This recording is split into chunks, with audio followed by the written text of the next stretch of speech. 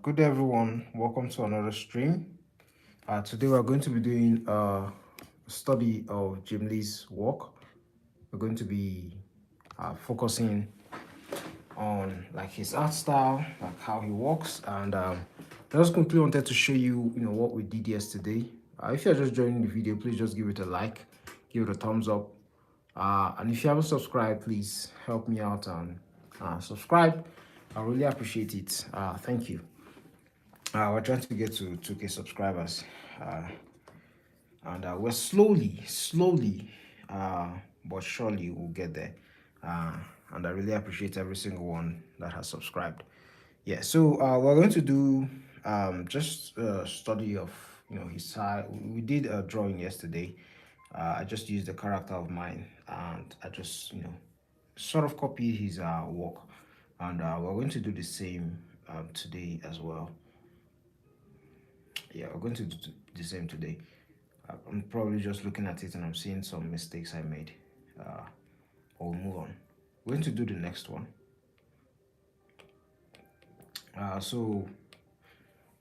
Yeah, everyone knows Jim Lee, like a lot of comic book artists. A lot of, if you read comics, you don't know who Jim Lee is. He's definitely one of the most popular comic book artists of our generation, if not the most popular comic book artist of our generation. Um, he has been one of my favorite comic book artists for a very long time, and I've been inspired a lot by his work.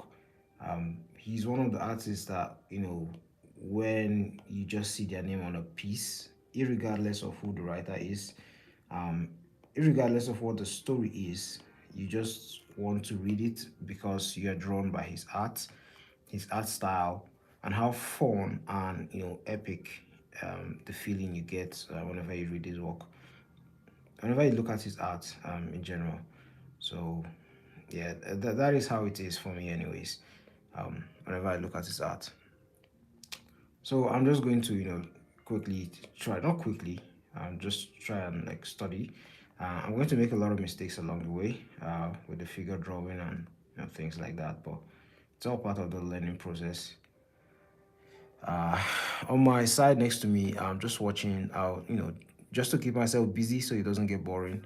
Just be watching some David Finch tutorials on the side, and to just help just monitor some things, uh just keep things at least a bit interesting for me. This is interesting, but sometimes the life can get a bit stale when you're just on your own, just chatting by yourself.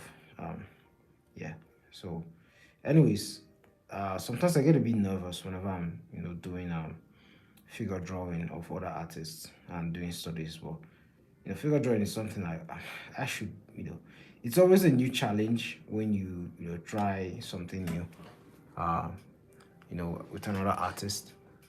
So yeah, please, if you're just tuning in, please just give the video a like, and subscribe if you haven't. I really appreciate it.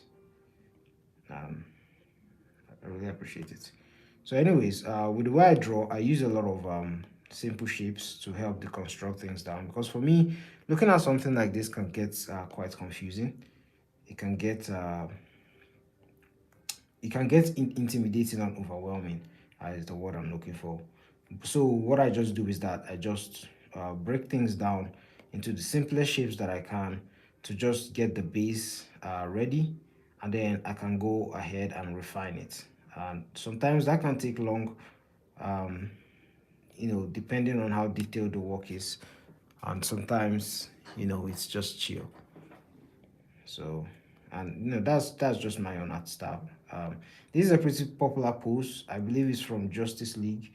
Um, if you go online and just type Superman or Jim Lee, there's one of the uh, images you're going to see. So um, his art style is pretty recognizable. Let me just reduce this a bit. His art style is pretty recognizable.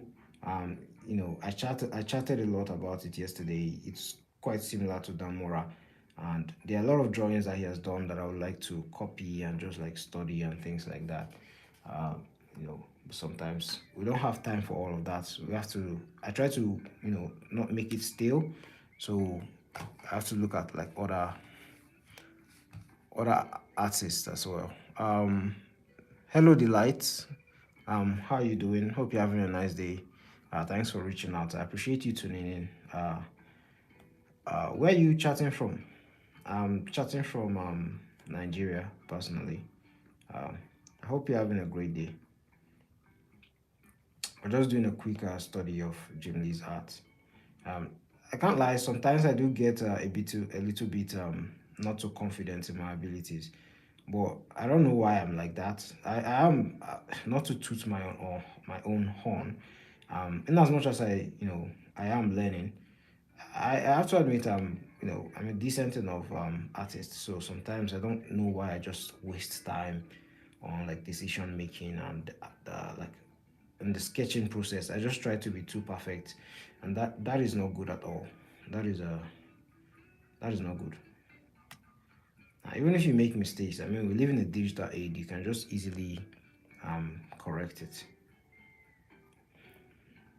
Anyways, doing the hands now, just a sketch of the hands.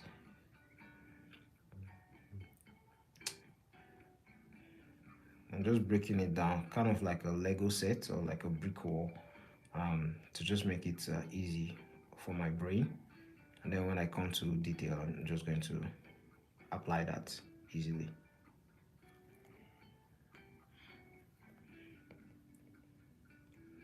And the more you do like drawings like that, like this, you just take an artist's work that is your favorite artist and just like copy what they're doing. The easier it is going to be for you to sort of understand the medium that the artist works on, and you find yourself making those same decisions when it's time for you to work.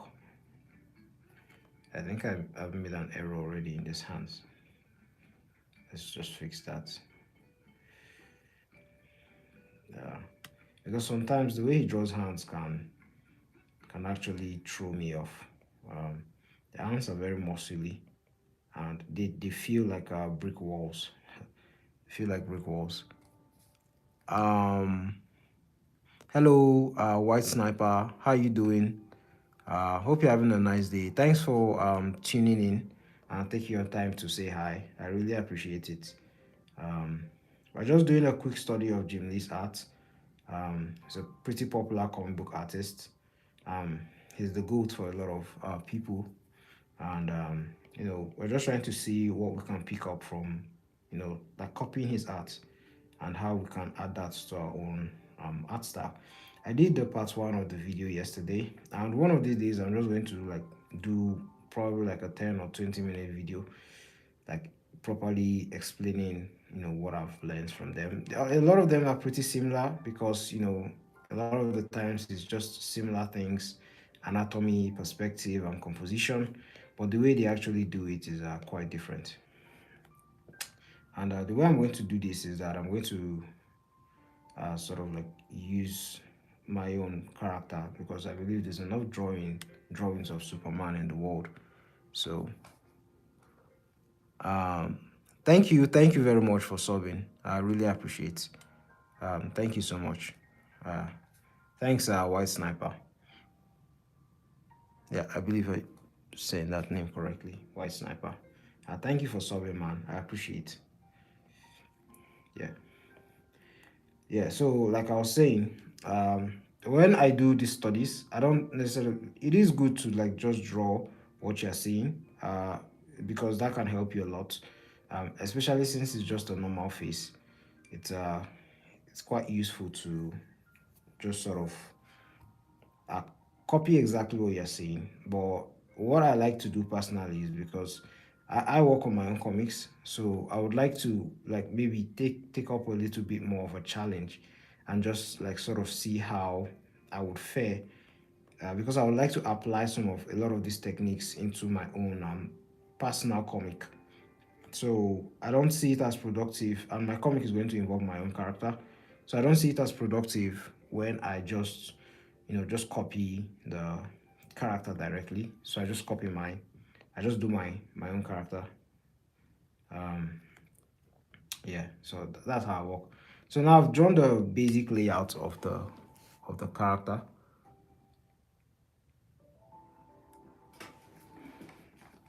I've drawn the basic layout of the character. So now I'm just going to um I'm going to apply like his costume stuff, his costume details. And that head, the head always gives me an issue. So definitely I'm going to adjust that. Um yeah, I'm going to do that now. So like my character, he has this sort of backpack like so sort of like a backpack at his at his back, and so the straps are usually shown like this in his suit, and then he has a belt, of course, pretty generic superhero costume.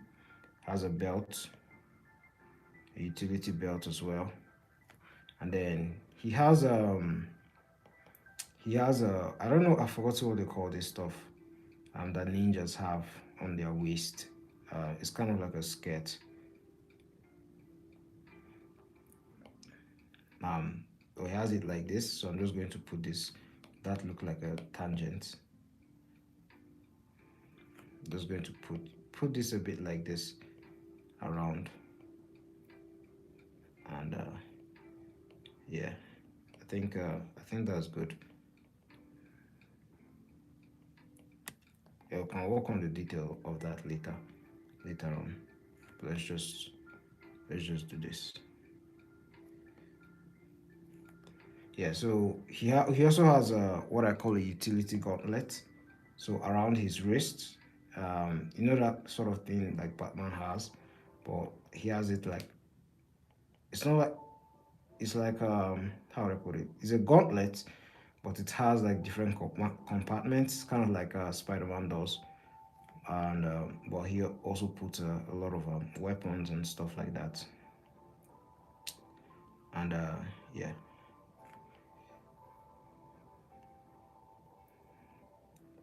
and this stuff can always be like adjusted to be different things depending on what he's doing and the mission he's doing, and things like that. So that is what I encourage help like people to tackle when they're tackling their own characters and like doing studies like this.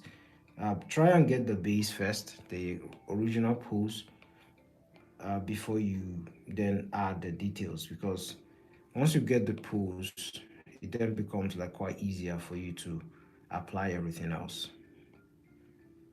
So, and then he also has something like claws that are actually, I think, one, two, three, around his fingers, around his knuckles, I mean. They're kind of like sensors to his fingers that he uses to like communicate to his gauntlets what he wants, like what equipment he sort of needs, and of course he has like heads on display on his mask as well. High techy stuff. His gauntlet is quite large. I believe I don't even exaggerate it enough. They are quite large and heavy because he has a lot that he's carrying, and that's why he has a muscular arms and things like that. Yeah,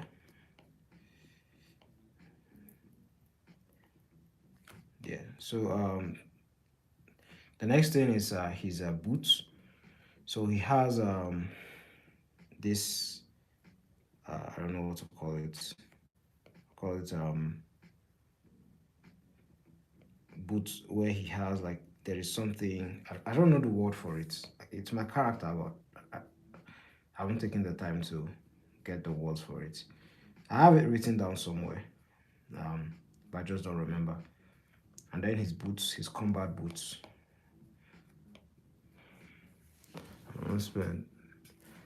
I've been sketching for 15 minutes, 14 minutes, I mean. And also here like this.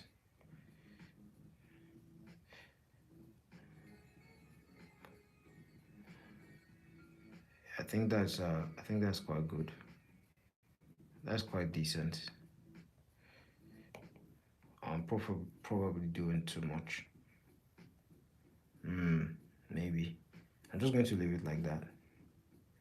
You know what? I'm going to leave it like that. I was thinking about curving it a bit, like this, because of the like angle. You know what? I'm going to do that or not. I don't know. I'm a bit confused now. Uh, yeah, I'm going to do this. I'm going to do it like this. Doesn't have to be perfect, man. Doesn't have to be perfect. Anyways, seeking to understand like what's going on with the legs, because this thing, I can't lie, the legs can be quite confusing. Because you know our legs, right? It's important to understand the structure of the leg. So you have your knuckle, your kneecap over here, like this, yeah, and then you have like we're looking at it from a front view, right? And you have your bone, your like tibia and fibula, and the muscle. We're looking at the left leg now. Goes down like this, has a peak, but then there is also like a peak at this upside, right? Like this. So this guy is higher than this guy, right? And because of that, um, when going down like this, there's a there's a, like, call it a bone here, kind of like an ankle, is also higher than the one over here, right? So they are not, you know, they're not straight, they're asymmetrical. So it's, kind of important to note whenever you're looking at a normal leg that you're drawing. Very important. And so you're not, doing legs like this that are a bit in perspective. It can be, quite confusing sometimes. So it's just important to learn the basics of that anatomy. Um, yeah, so that you don't get too confused, because it can be confusing. So over here now we have this area of the leg that is going down. So it's definitely going to be down like this. Yeah, and then this other area is going to be higher than it. And yeah, that looks good. That looks decent. So always take note of that, because sometimes the anatomy that because these guys are so good, the anatomy can get a bit confusing. So yeah, then the muscles of the leg, the quad muscles, and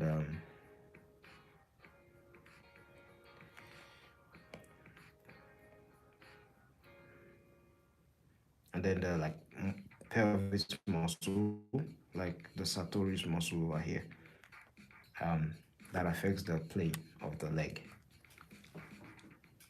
Yeah. So yeah, I guess that's the pose in general, and I think probably what I would like to do is let me just put this little detail of the 1, 2, 3. It's also here like this. 1, 2, 3. 1, 2, 3. That kind of thing, and a little bit more detail here and there.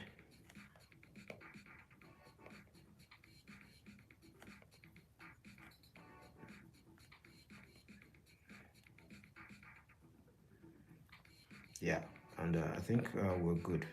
The clavicle. Yeah. One thing in comics that I noticed is that the like arms, the hands are really quite huge. Um, it makes it much more, makes your character much more imposing, makes him look more masculine, and it just makes them look cool and larger than life. And that's part of why we read comics and watch animated and superhero shows, is as an escape and to see cool stuff. I'm just going to add like a claw here or something, because my character, like from one of the hands here, there's a massive claw, because my character is actually inspired from I like Wolverine and Batman a lot, so I just sort of fused those two characters together and just made it a Nigerian character, and that is how I have my character. And I could just make this a bit more techy and just look sci-fi-ish.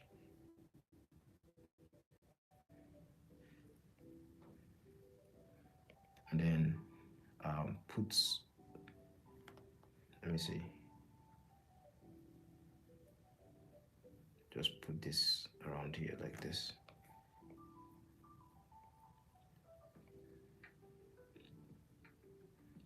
Um, yeah, that's nice. Please, if you're just tuning in, please just give the video a like. I really appreciate it. And um, how many? Let's see how many likes we have here.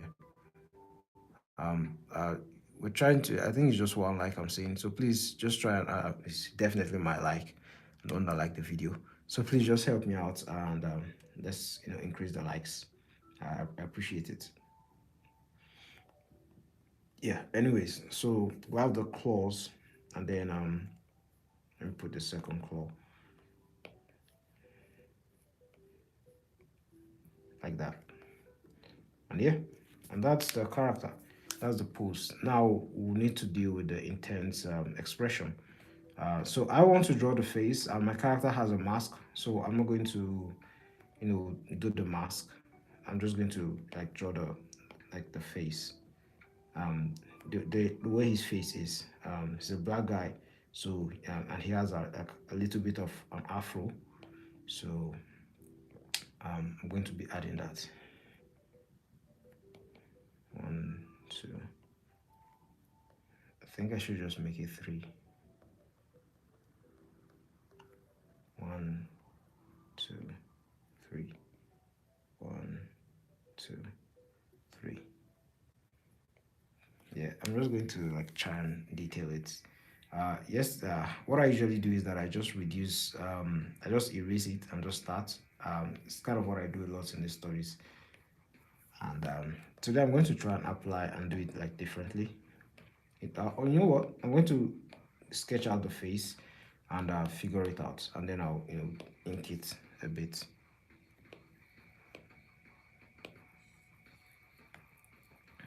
Um, Figure out this is face. So like Jim Lee has his characters have sharp features. Usually they have these atom splitting jawlines. I mean, um, so you kind of have to. Let me just show. Of course, we have to understand like the principles for actually drawing a face, and what I usually do is I usually put like five circles around, right, for like even measurements. I think ideally what this should be a bit more than five, probably 5.5, to be fair. So this neck is probably going to become thicker than it is. So these measurements are they're quite important and essential. A lot of artists just have this in their head, so they don't need to do these measurements directly. But this is sort of like what I think of whenever I am doing my own drawing any face in general. Is what I mean.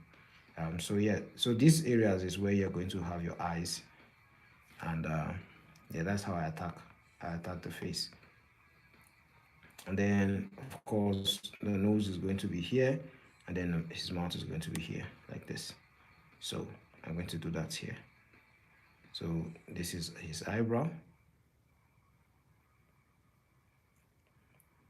and then and you see whenever you look at these comics, the eyes are usually more far apart than you think, and because of the colors and a lot going on, you could just mistake that and just do something that is not right. And his eyes, he usually has this cartoon eyes, quite similar to Damura. He uses it a lot, and then he just puts a little here, and then put the eyelids, and then he'll put the eyelids like this. And it's what I've noticed with his art style. Different artists have the way they draw eyes for male and female. Some people are pretty consistent with the eyes all around. Um, so yeah.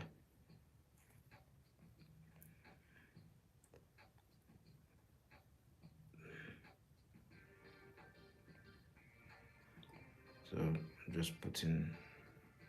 Sometimes when you zoom out, you're just going to see the error that you're making. Um, but it's fine. It's fine. So yeah, his characters has this intense, serious look that just make them look iconic. They have this subtle frown, like a smirk, or like they always look like his characters always look like, "Don't worry, kid, I've got this." They always give that vibe, and that's why his characters and his drawings are so iconic. Like there's that Batman drawing he did, I think was it in Gotham or something, that the Batman is standing on a gargoyle. Like it's a pretty iconic looking art. So the eyes, the nose, the length of the nose, I mean, usually around this area. So you can see how it's consistent with his, despite the fact that his art is stylized, he's pretty consistent with how his um, like the features of the face look. Like the mouth usually ends at like the middle of the eyes, middle of the eyes. So you can see that once you have like these details in your head, it's a lot easier to draw. Um, my character is black, so he has his lips are quite thick, and ideally he has big eyebrows. To be fair, like my character, really big and full eyebrows. So I think I'm just gonna do that and add that. I'll add that in the inks, and then he has a beard as well.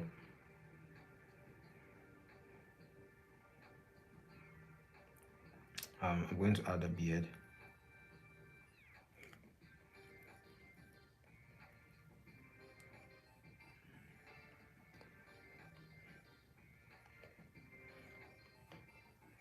Like this, and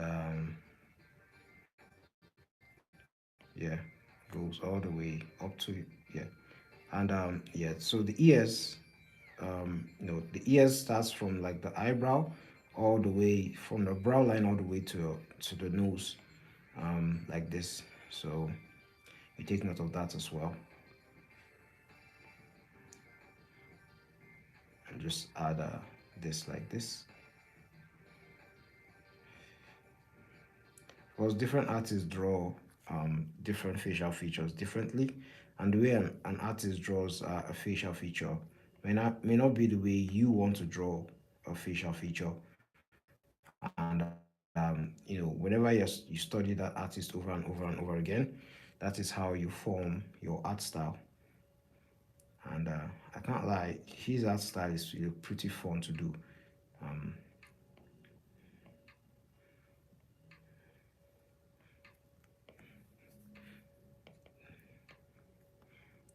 and his characters also have really high cheekbones.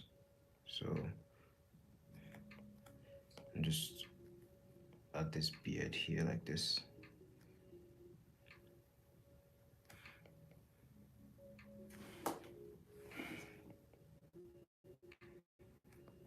Yeah, I'm already seeing a bit of an error, because you try to flip it and then you see that you're making a bit of a mistake. You can see how weird that looks. You seen that? That doesn't look correct. That is wrong. There's a mistake with this already, so I'm just going to fix it. I'm not going to draw it from scratch. I'm working digitally, so I'm going to just skew it a bit.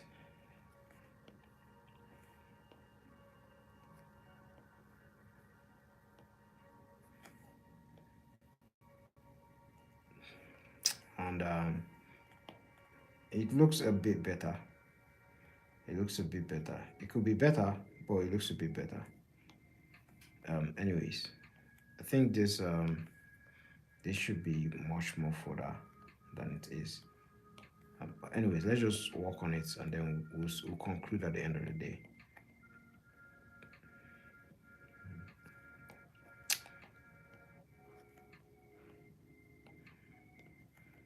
He has an afro, and then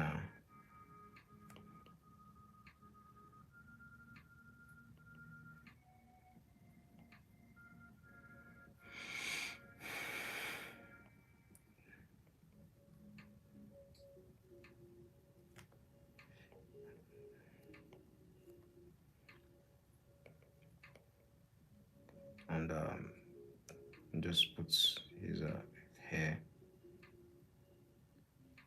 It's it has a decent amount of puff about it.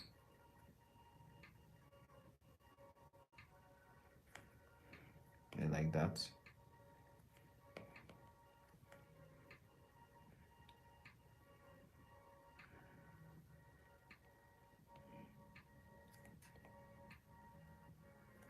And that's the ear.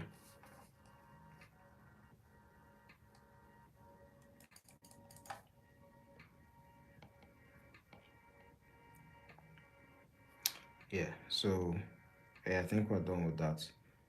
It can definitely be improved upon, but we'll work with this.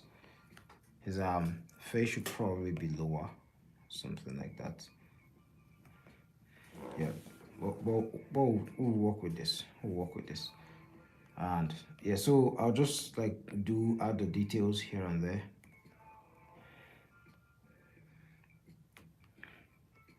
Just add the details. Let me just ink. Let me ink. I haven't been like inking properly. I've just been applying well, what do you call it? I've just been like erasing. Like my works haven't been clean. So I'm just going to take my time here and just ink this time. I'm my favorite inking brush, and I prefer inking on Clip Studio Paint. But I like Procreate because of the brush for sketching that is there, and somehow I can't import that brush into like Clip Studio Paint, and that just like vexes me a lot. That's why I'm also doing my comic book. That's why I'm also doing my comic book storyboarding in Procreate as well.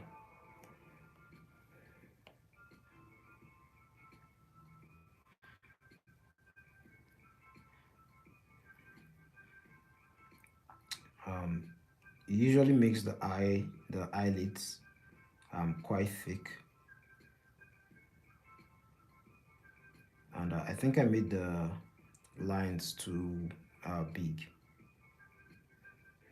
I was talking about.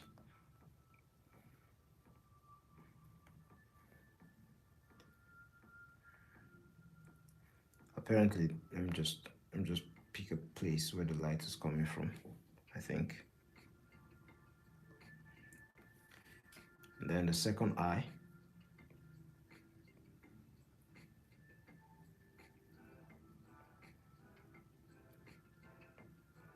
I'm not doing justice to this eyebrow, you know.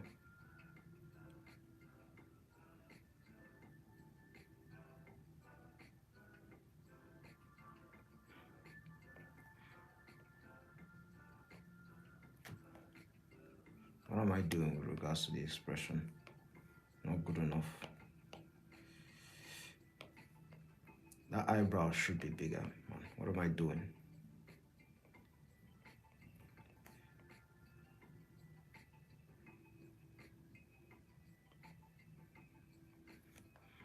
Yeah, I think that's a bit better. And I think my character looks a bit is a bit older than this Superman. This Superman over here is looking like he's in his what, early 30s, late 20s. My character is like in his mid 30s. Um,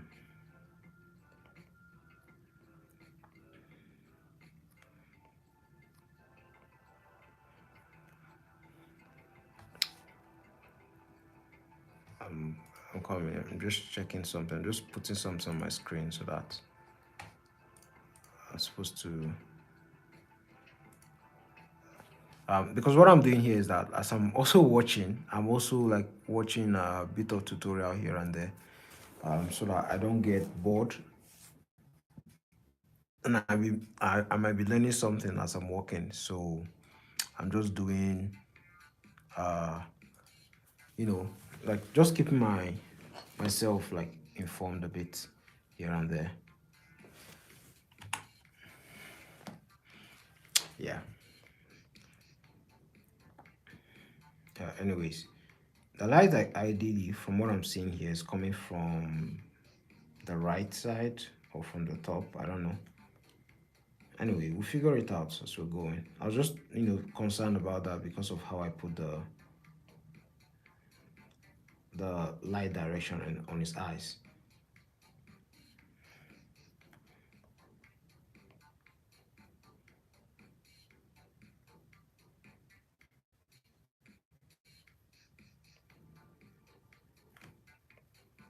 Um, just putting the beards.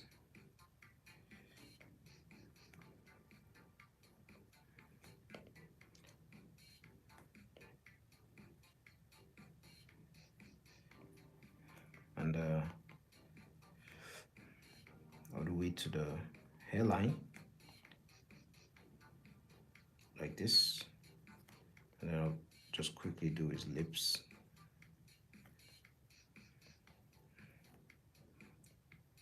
There's this usually thickness at the mouth. I call it the dark triangle at the end of the mouth. And that just makes it give depth and can just indicate the expression that the character is feeling.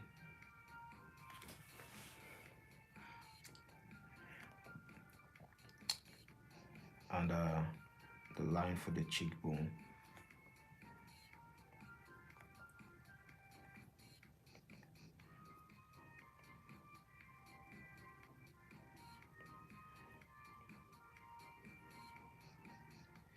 Yeah, so yeah, let's just do the hairline real quick.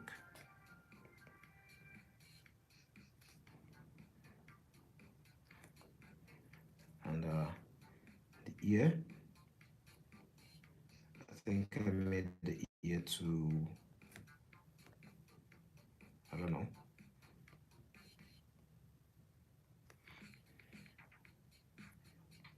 Yeah, so yeah, he's quite simple with the ear. It's quite simple with the ear. Let's flip this and see how it's looking. It's not looking the best, I can't lie. I think I kind of misjudged the length of the eyes that actually make up the head. I think I misjudged it a bit. It's not like awful, but it's just like a tad bit not great.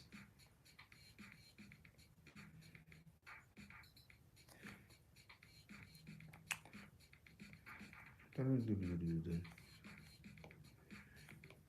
to make this like this.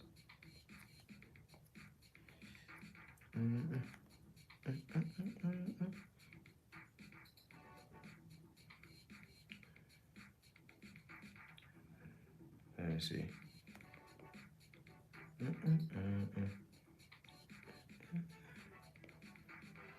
Then just add just a little bit of detail here and there regarding his hair.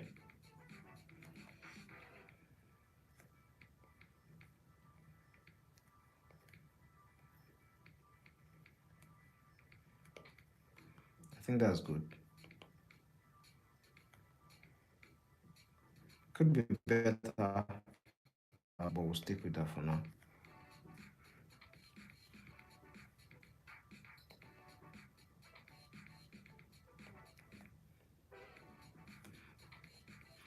Take note of your line width when you're doing this.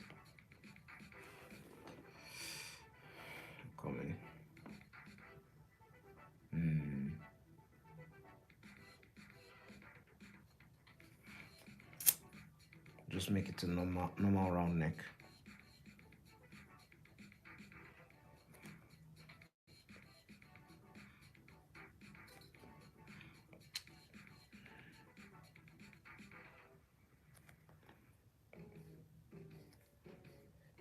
And the clavicle, let me increase the size of the brush a bit.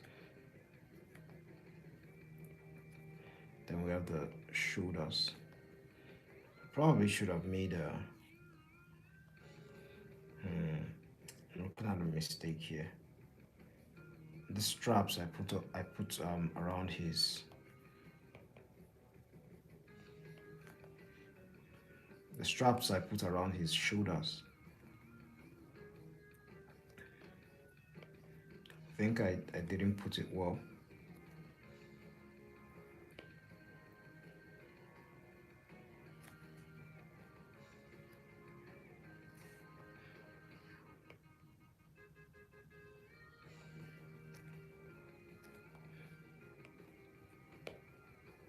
And then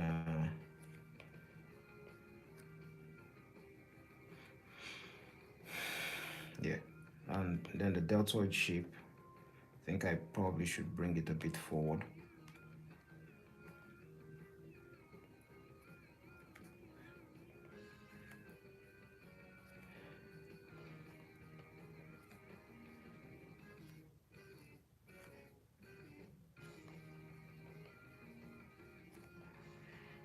His lines are very precise, I can't lie.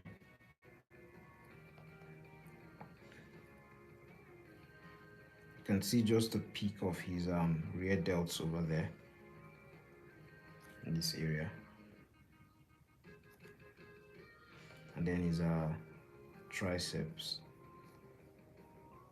You can see how he added a bit of a thick line at this area, and that's because of the cape as his back.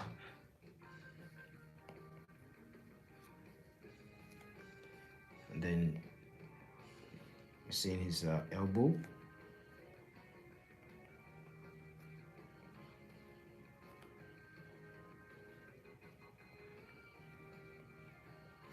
I probably prefer inking with the pen, like the pencil, that sketch brush I was using. I can't lie, because this isn't feeling great at all. Like I don't feel precise, and it doesn't feel clean.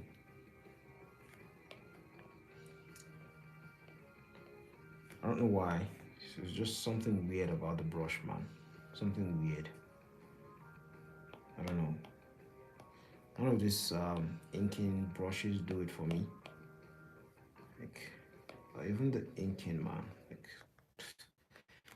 I don't know whether it's the stabilization or something. I'm not just ready to get into it. This is just probably the best of the lot.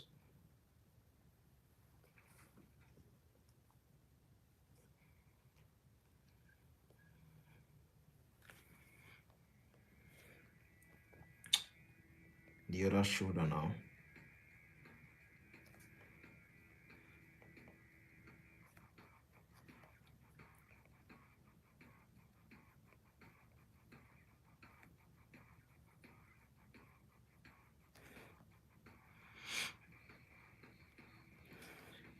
Yeah, then the other deltoid.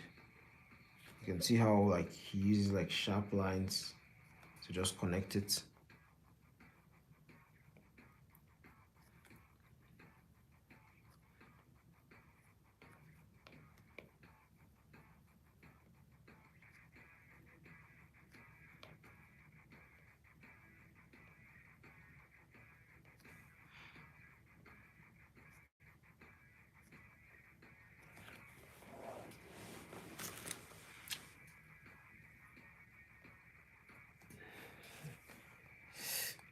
Then his torso area.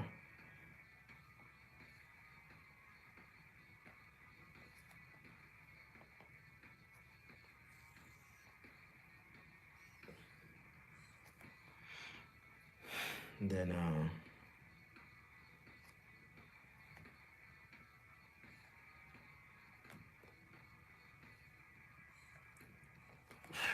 yeah, Then I'll just add the details of his belt.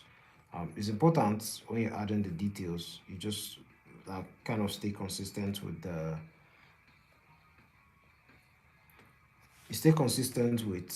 the center line of the torso and the belt, so that your character doesn't look off.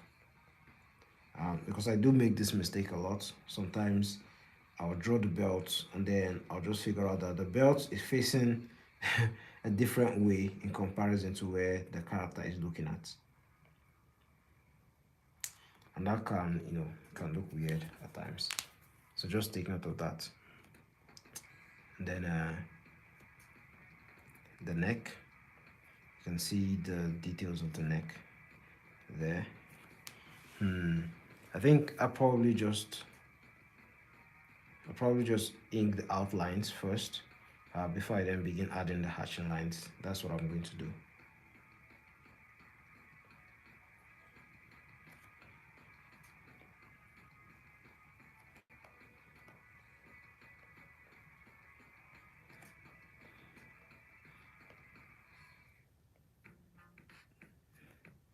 And then his gauntlet on his left hands. Yeah, so a lot of the times, like I said yesterday, you don't necessarily have to do the entire study. Um, what you could just do sometimes is, like, it depends on what you want, what your goal is. If you like the way he draws faces or the way he draws male faces, you could just focus on that. If you like the way he draws female faces, you could focus on that. If you like the way he draws poses, you could focus on that. If you like the way he does hatching lines, you could focus on that. So you could just pick things. You definitely won't like everything that an artist does. Not like you wouldn't like it, you wouldn't prefer to make those artistic choices that artist makes, right? Um, so it's up to you to pick what you want and, like, learn from it. I do these studies because there's a lot of things I could learn, not just from one aspect of their art, but I could always learn something from, like, different aspects of you know their art, whether that be their cross hatching, the like textures, the way they apply textures on their characters' clothing, like how they draw like capes, how they do, like, some perspective, the kind of perspective choices they make in certain scenes, or like action scenes, you know how much what do you call them, movement lines or action lines they use during fight scenes, and things like that. um it's what makes the artist, those little things all culminating together, is what makes the artist unique from another artist. Because yesterday I was noting that, like, just looking at his art, I was noting a lot of similarities with Damora's art. So it was their art is quite similar in my opinion, but the difference is the amount of detail that Jim Lee actually puts in his own characters. Like, you can see, look at this work. Like, if you were to look at the black and white, let me just show you. The black and white should be here somewhere. If you were to look at just the black and white of this drawing, apparently it's not here. Um, there's a black and white. There's a drawings here that have black and white. And if you were to look at the black and white, you see how much hatching lines it has, right? Sometimes the coloring can just, like, mask that. It can just mask the amount of detail that is actually put into the pencil. And let me bring this here, into the pencil and line art. Dan Mora wouldn't do this. The face would probably be similar, but the hatching lines wouldn't be that much. And he uses a lot of textures when doing the hatching. Like, a lot of textures on the outfits, on the costume. Textures, I don't mean, when I say textures, I don't mean detailed textures. I usually mean kind of like, he makes these quick, like, swatches around the art. And yeah, that's sort of like what he does. It still looks pretty and stuff. um but and his work is really good to look at, but that is his own artistic choice, and that's what makes his style despite it being similar to Jim Lee, it makes his art unique and different. Whenever I look at Dan Mora's art, I know that that's Dan Mora that has worked on that, and no other artist again in the world like has that touch. Of course, they can be copycats, and there's nothing wrong with that in my own opinion. But I always know his work when I see it, because there's just that consistency in terms of decision making with his work. And that is the purpose of this. Like, if you don't know, if you're struggling to find your own art style, whether that be comics or like just painting normal portraits or doing like concept art or doing environment art, you have to first of all like figure out what you like, the artists you like their work, and figure out what you like about it. If you like it because that is the type of artistic decision you would like to be making when you do your own paintings, or if you just like it because of the way it looks, because those are two different things. You would like something because you would like the artistic decision, or a certain artistic decision that they make consistently, or you could like it because, yeah, this is just cool to look at. So you have to figure that out. And then, of course, I would always mention this, and I keep preaching about this: learn the art fundamentals that are relating to that. So if it's environment, you probably need to like study perspective a lot, or first study perspective, study value, because that's what's going to help you like properly differentiate foreground, background, and mid ground when you are painting or drawing or illustrating, or if you are doing vis dev. um all these things are quite important, little details. And once you've known that, then you know how it works realistically. You know how you understand the principles, right? And that is when you can then begin to make you can then begin to take liberties with what you know, right? You can then begin to take liberties. You can then begin to see, oh, I understand the liberties this artist is taking, because usually this is how applying this principle would look, but instead he chose to do this. You sort of have like a new, what do they call it? A new Sharingan or something that has been opened. In sight, you have a new sight on how you see things.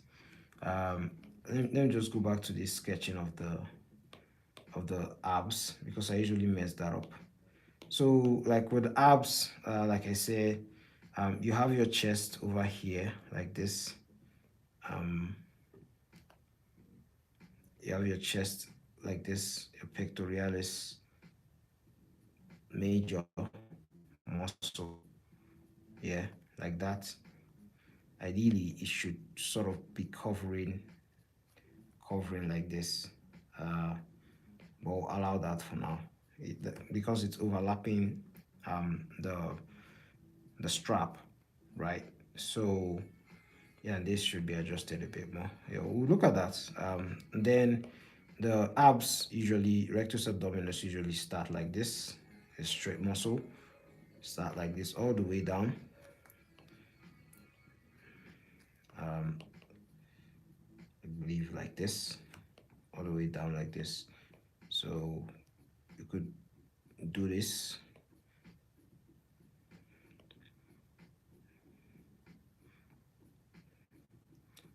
And then you separate your abs,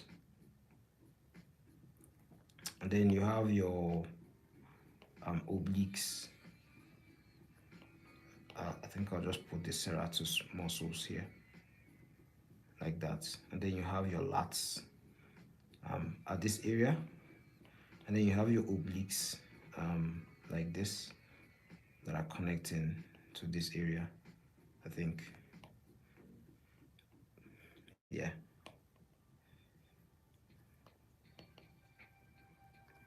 So yeah, I just had to define that. If not, it can get a bit confusing when you're inking. Yeah, it can get a bit confusing when you're inking.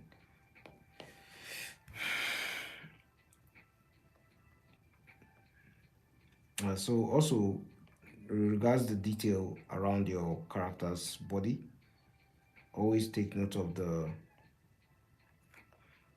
the form of your character. Like, what I mean by form is like, you know, the level of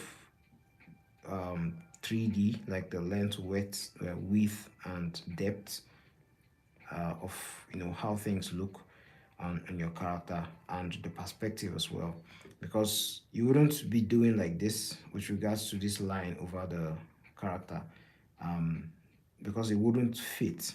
The right thing to do is to curve it like this, and you don't always get this in first, and like the first time you try it, but with time you get better, and most times it doesn't matter because of the style of the art you're doing.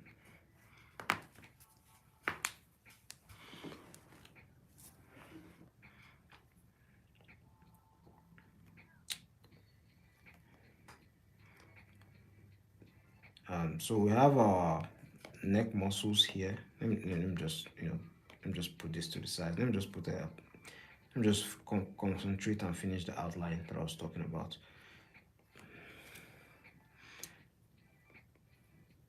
So just finishing this up.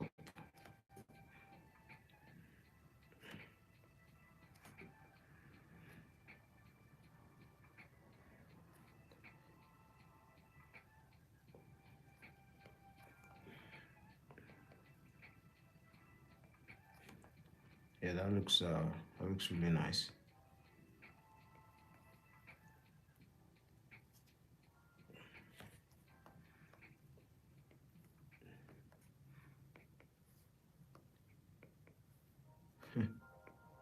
Mm,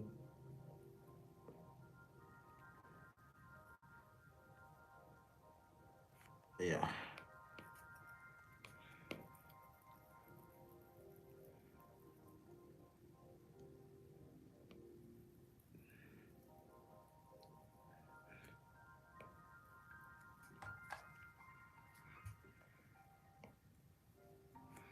All right.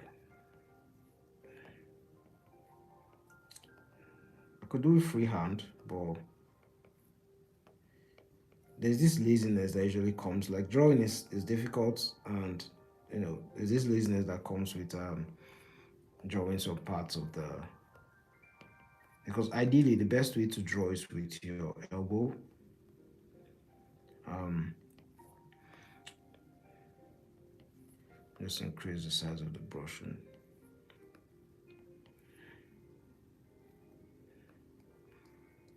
to just use your elbow to draw, not your wrist, because you then get like much more accurate lines that way.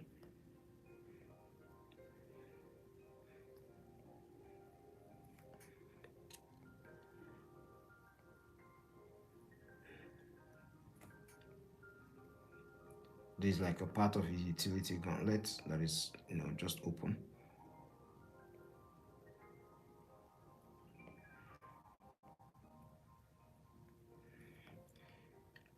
and the sword or blade, whatever you want to call it.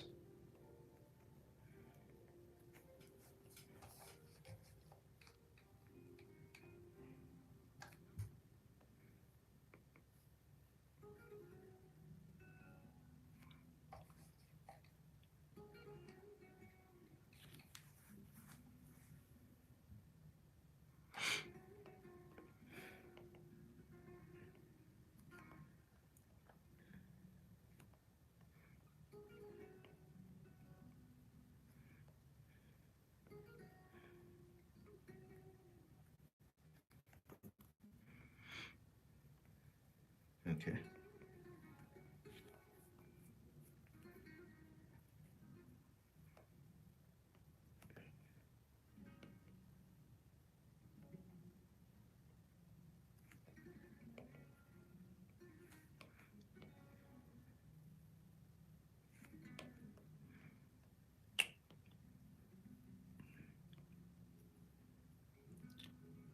Just adding details to his gauntlet.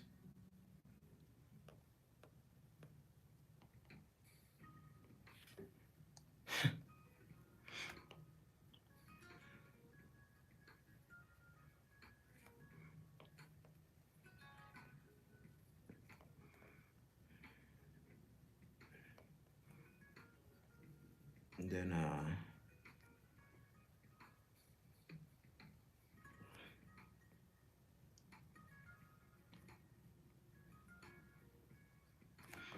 just a little bit more lines around, kind of like defining the, I call it the cartridges around.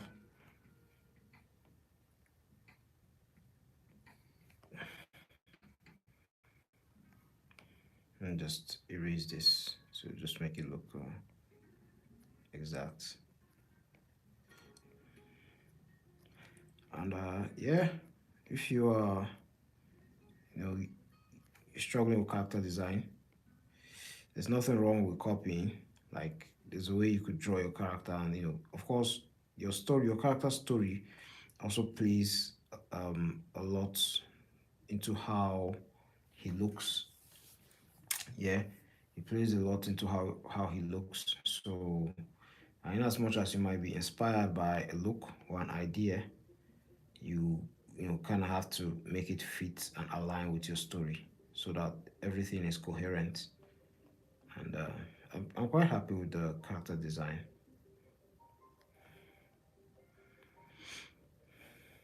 And yes, a little claws.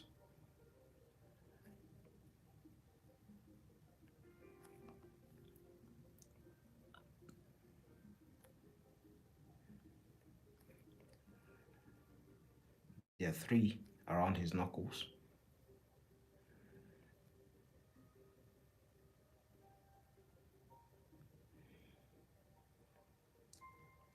And there's one more that won't be seen, probably covered in black, something like that. And then just doing the outlines, you know, getting it to look good.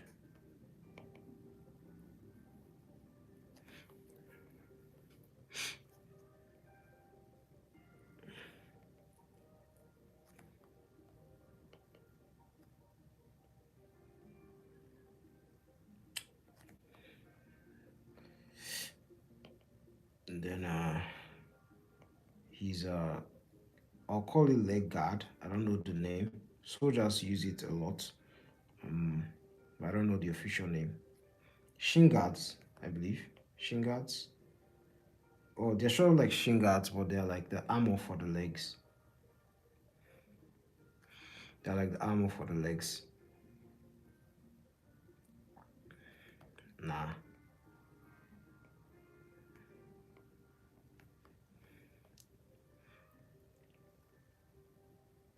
Sometimes I try to be too precious with my lines, and of course, you want to do good work, but it's also all right to just um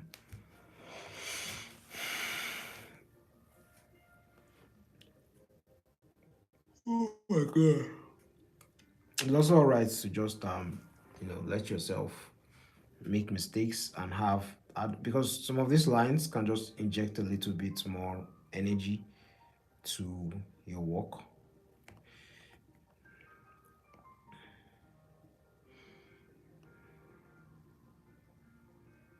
Yeah, I'm just going to put this like this. Yeah, I think this size is making it a bit more better to do.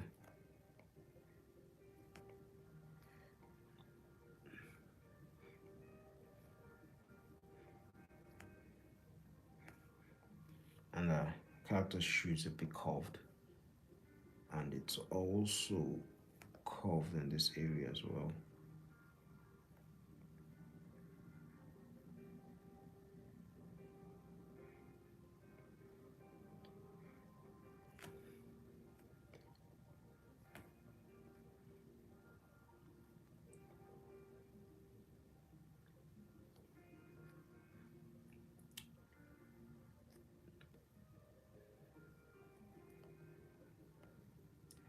I don't know if that's correct or not, because sometimes these things can be.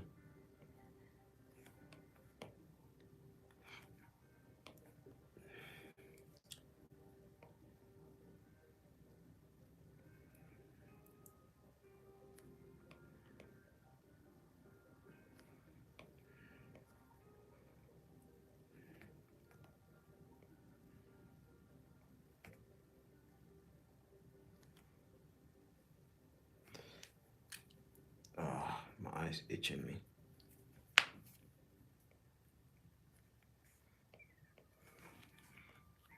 Yeah, that's nice. And yeah, that looks all right. Oh, that's my character shoe anyway. Take note of his line weight always. Yeah, how like you know the intersection of muscles causes a line to be darker.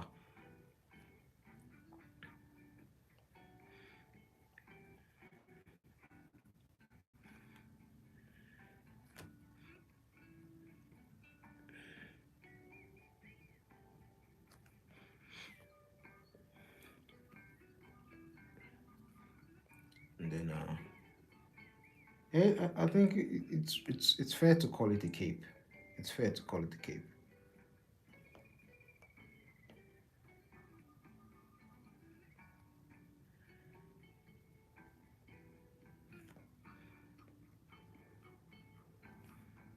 It's fair to call it a cape. Then put this like this.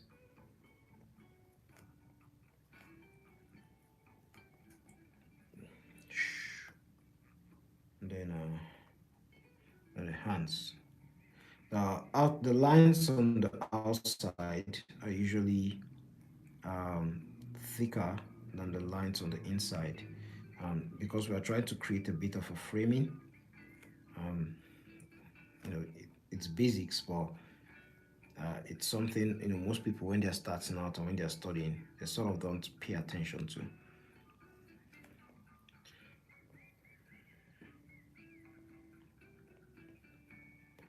You have to be reminded most of the time so that you get it right.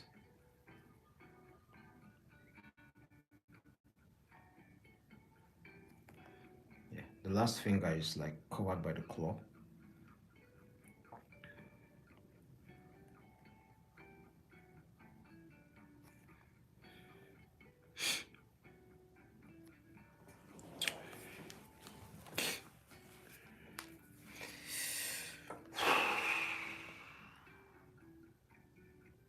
And then we're almost there to add the details that will make it pop. Uh, Probably not my best work, man. That face is really messing with me. It's really messing with me. Mm, it's really messing with me, man. I don't like it. Let me just duplicate it. That face is really, like, it's really pissing me off.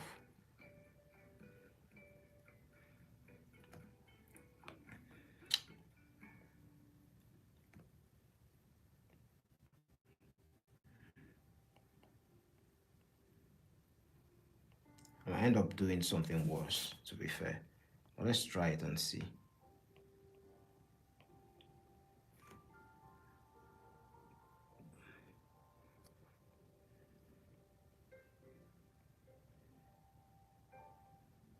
It's just, it's just been, it's just been disturbing me. It just felt wrong.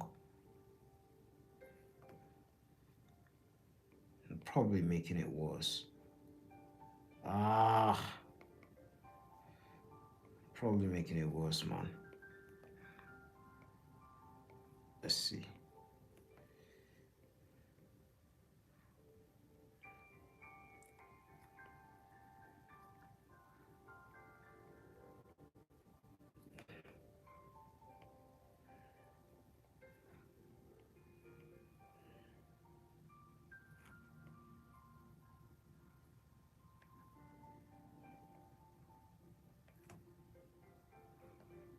How does that look?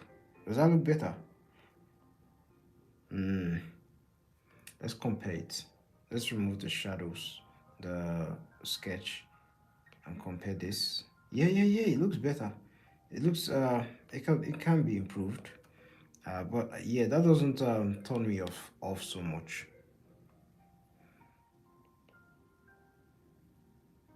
That doesn't just that doesn't like piss me off a lot. It doesn't. It looks so horrible.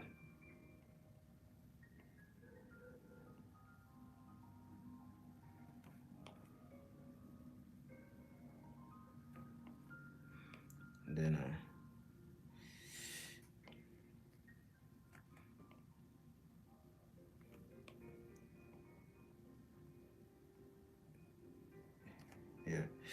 yeah, it looks simple, but it's not actually. It's not. And then this eyebrows, I could make it better.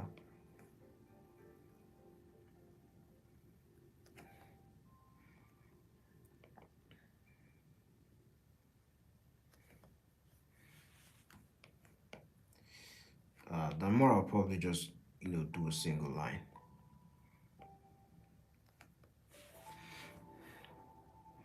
I think we'll manage that for now.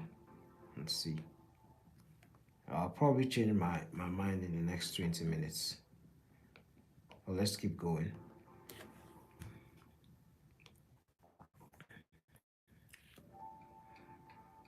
And let's do the right thigh, his right thigh. Increase the size of the.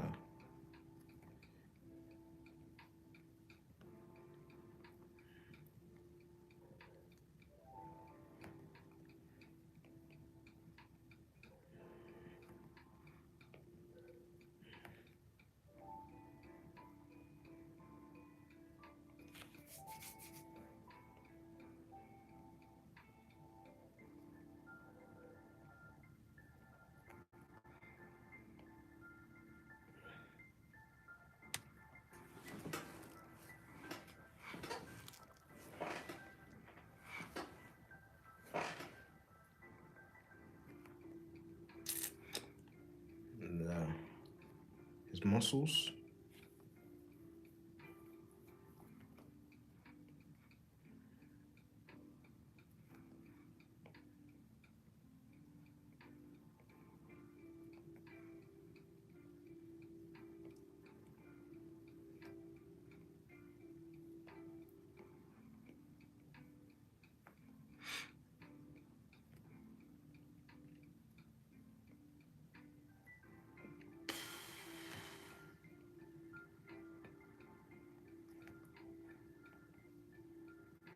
And then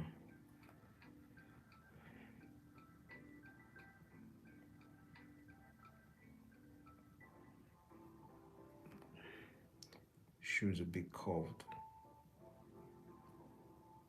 like that. Now, inking is a real skill. Um, it's a real skill. It's not easy to do.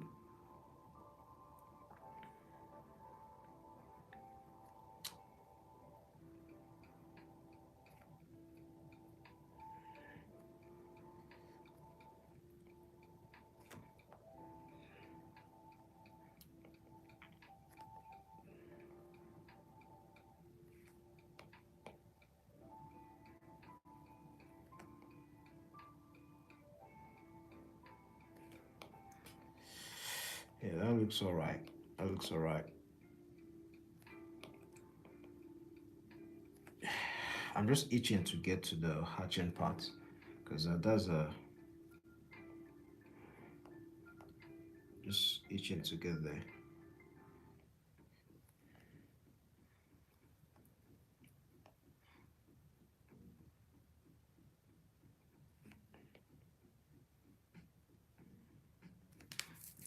Mm.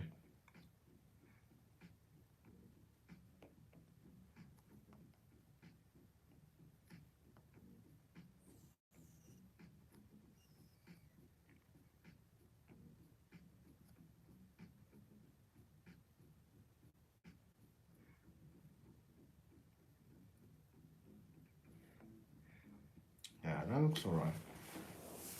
That looks all right. I think you can even do this like this.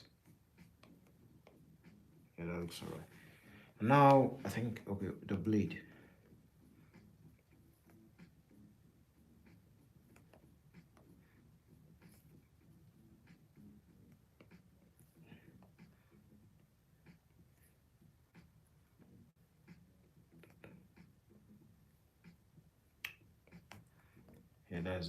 that's cool.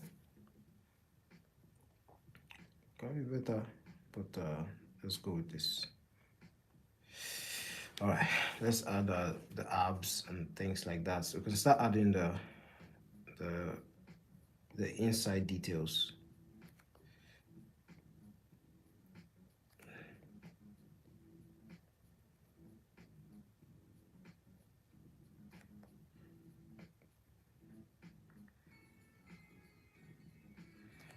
And then same here.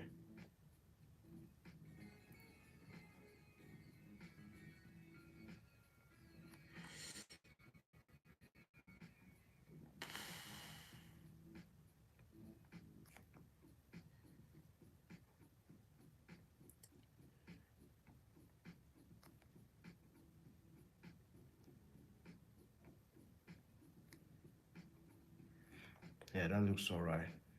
Need to fix this, increase the brush size a bit.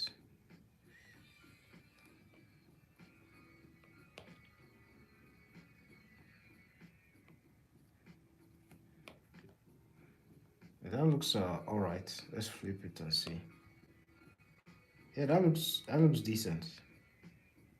That looks decent. Well, not the best, but it's all right.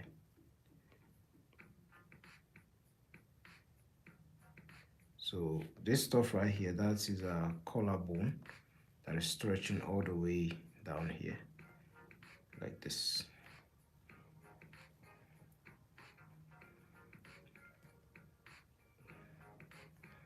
I'm just feeling like his eyes should have been smaller.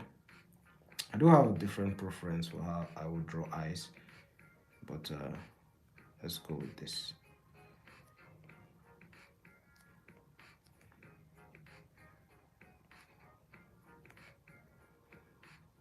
And then the neck, so the detail for the neck. Yeah, ideally this would be, I'm just going to put a bit of hatching lines over here like this, because um, that area should be quite dark based on his beard. And then like his neck, there's like all these things add like texture to the work.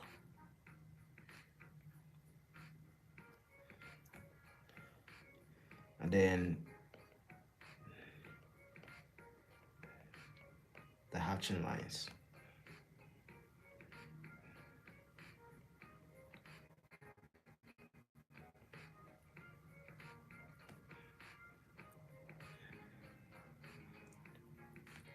You kind of need to understand like the anatomy so that you can get what they're doing. What he's essentially doing is like he's just drawing the clavicle. Yeah, that's what's going on. And then we have our sternum like this, and then we have our sternocleidomastoid like this. And that's what's going on. And based on the texture of the clothing, he's just adding those details around.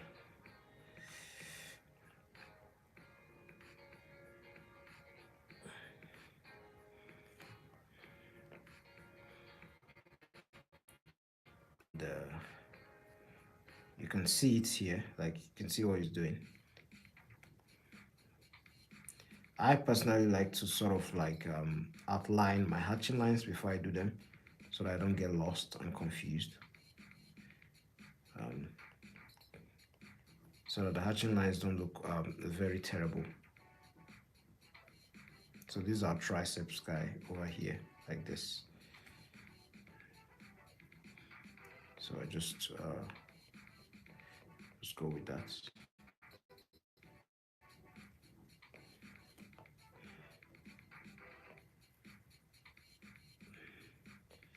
And there are different ways for hatching and adding textures. Um, the more you do them, you get better. That's why I try not to be too worried about what I'm doing, because I have a tendency to care a lot about how accurate what I'm doing is. And of course, the coloring is going to affect the look.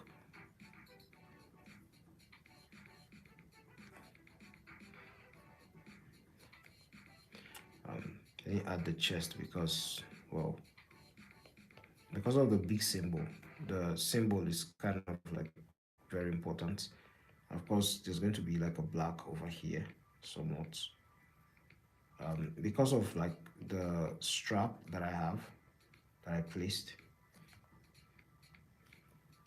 You're also going to see that here. So yeah, you sort of need to understand like the light and dark, and sort of see what's going on.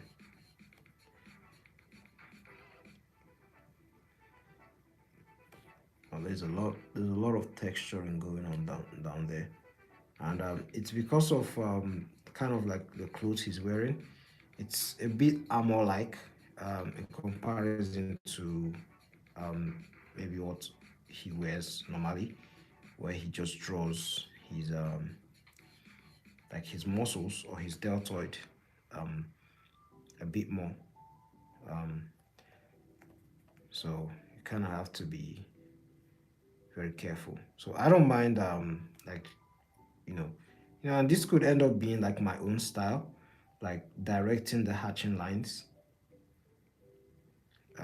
because of maybe a limitation that I have with my own hatching skill and technique. And it could end up being graphic and cool. You see that? It could end up being something that I make my own. And someone will see that and be like, oh, I also have that limitation too. And they would just copy that as well. And that's how styles influence different styles. um, so the more you draw, the better you will find your own art style.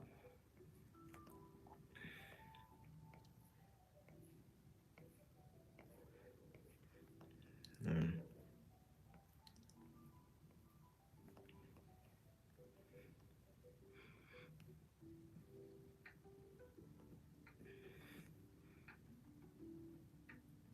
Yeah, so can another thing you can do, like looking at what is going on here, you can just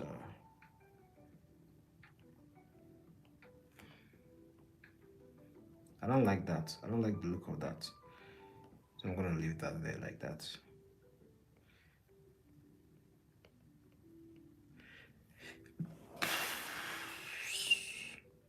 Yeah, so you don't have to, always copy everything that the artist you're learning from does.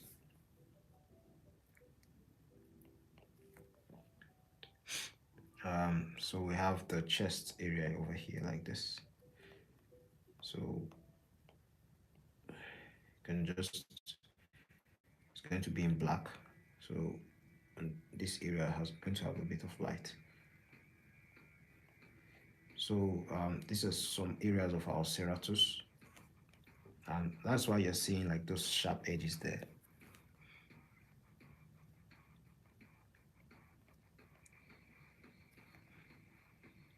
Uh, you're seeing some of the lats like this.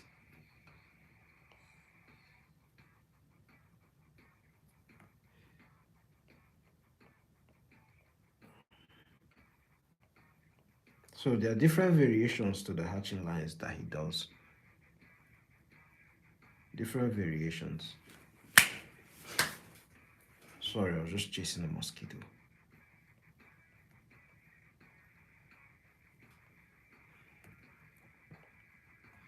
Yeah, and there's light coming in from the back a bit. Uh, Highlights. So yeah, this is gonna be fun. The hatching is one of my like most one of the challenging parts and one of the most fun that I do have in any drawing. Um, so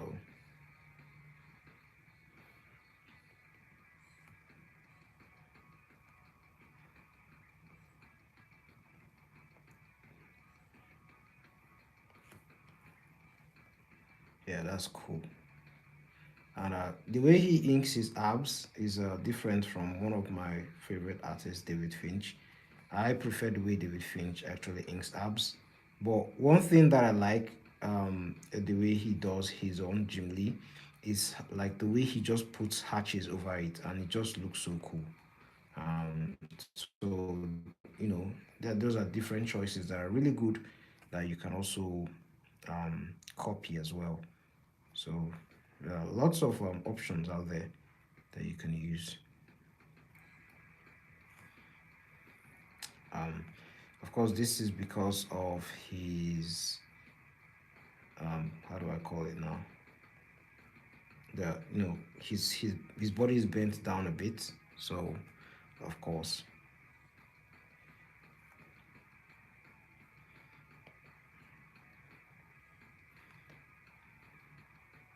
So there are four abs of like four sets of abs. So it's useful to have that at the back of your mind when you're drawing so that you don't get confused about like what's going on and stuff. Then we have this area over here like this. Yeah, you know what? I'm actually enjoying this pen. Um, it's not as terrible as I thought. Anyways, we're having this area at the abs, obliques. I mean,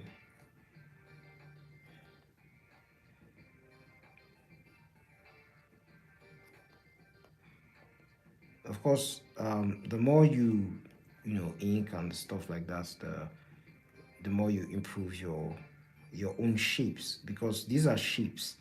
Yeah, they are shapes that are actually making the drawing unique and fun. Um, and that's why you draw. That's why I draw, at least me. Um, these shapes are really fun to do, really interesting. So, and the more you draw, the better your shapes become as well. I'm just now seeing that this shape actually connects to this one. So I think that's an L on my part. I didn't take note of that. But anyways, we move.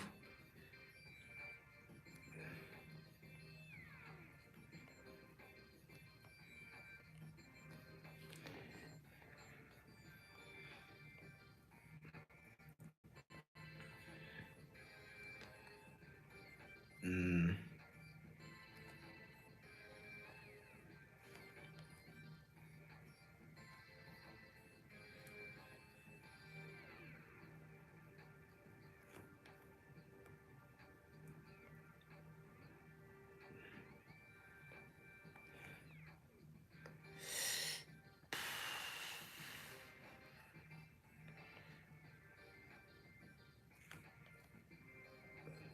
yeah, that's cool.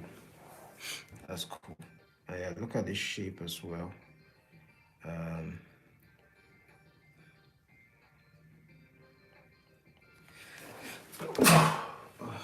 Bless me.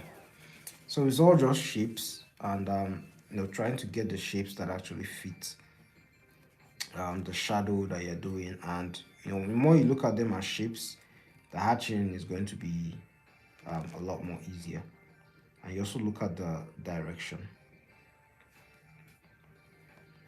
I just feel this can be better like this.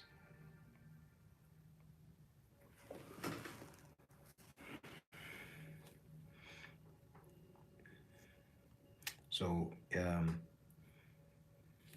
so now we're at the like the upper abs area.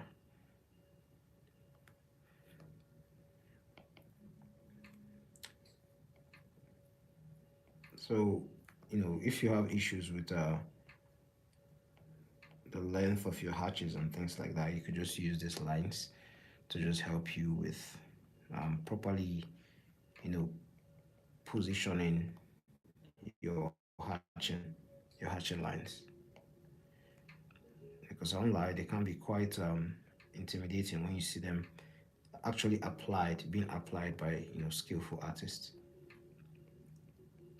and then you copy them, and they don't look good, and you're frustrated. So you could just use lines like this to just guide you, and yeah, your drawing will be a lot more better. And you can see how the lines actually help with the form of the character, and that's actually what they are there for, to help with form and to make the character look much more dynamic and stuff like that. Yeah, I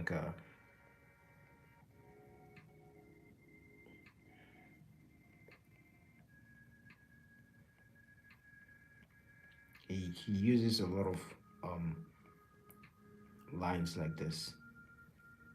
You see that a lot in a lot of his works.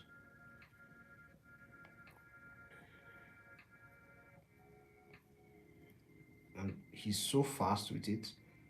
Like, by the end of the work just looks really fun. Like, just looks great. Well, because of how mine looks, um, just put this here. And I'm going to add a bit of texture.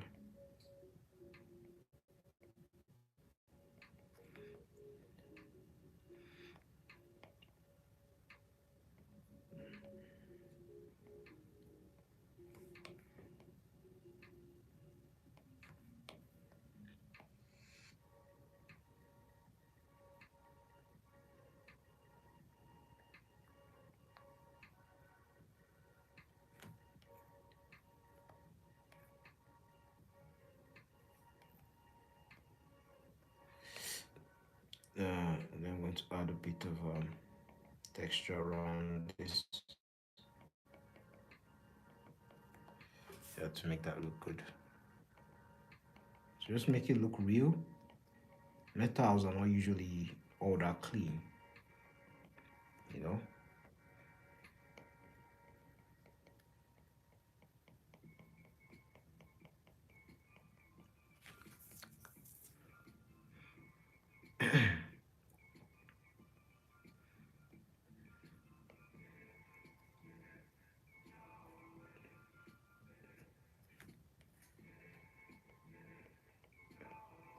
Just little lines here and there, and your work just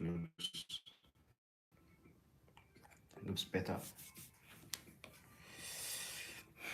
And you can do that to the rest of the body as well.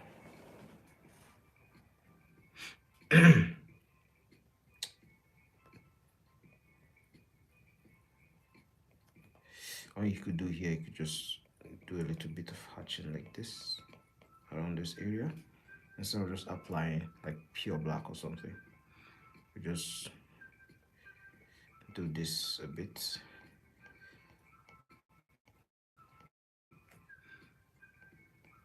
Just following the form of the chest. Yeah, that looks cool. Not terrible at all.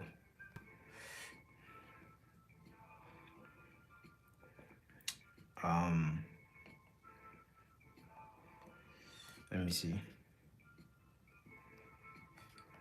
Okay, what we can do here is we could just apply this black, and then just apply this similar thin hatching lines that he did here, to just show you that the chest is actually like sort of creating a shadow around it. And then you could change the hatching lines on this metal.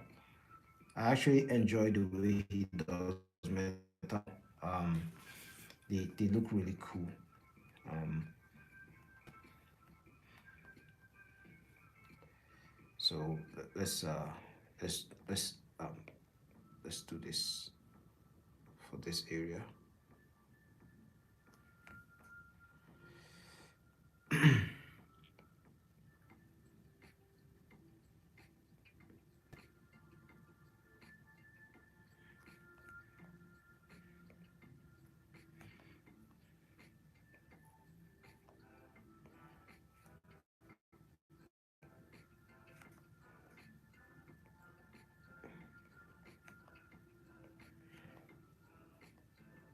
Yeah, that's nice.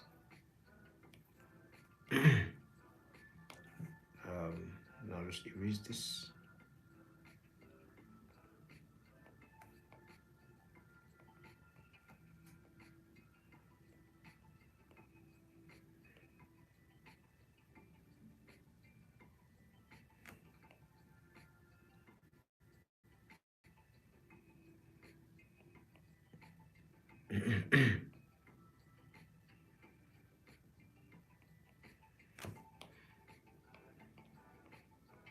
Just add a little bit of eraser here and there to just, you know, just give it texture, make make it look have a bit more personality, and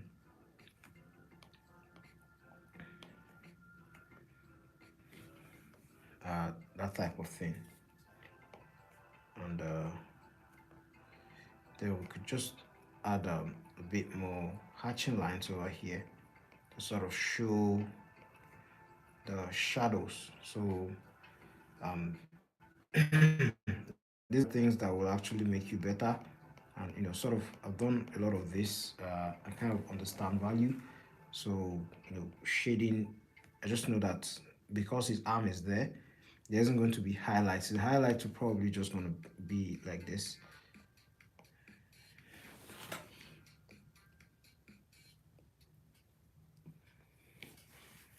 What am I doing?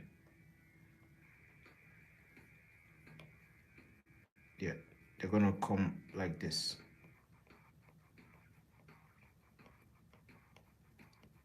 Like this. It's just make it darker a bit more. And then because it's metal, just add this.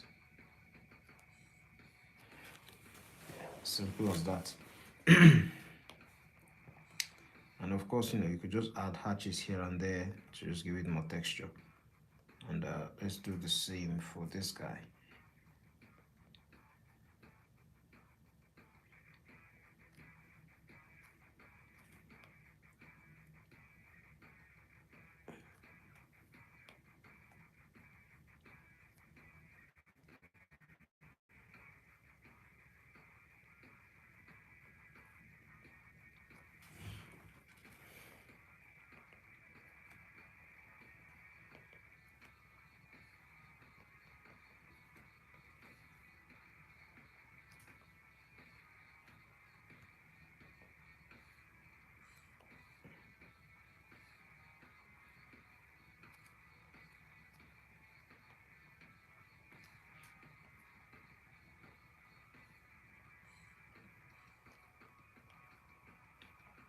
Yeah, I just did that separation on the beard, that light on the beard to kind of like separate it, and then you could just do something like this.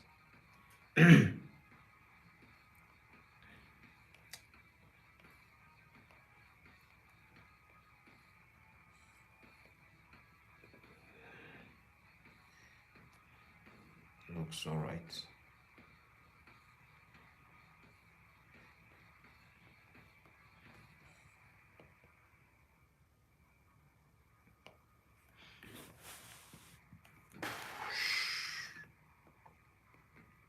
Yeah, the here and there.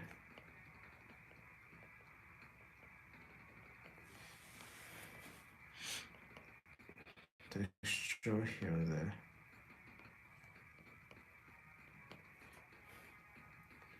Yeah, and that just adds a bit more depth to his character. And the black and white is looking quite good. What else is going on here?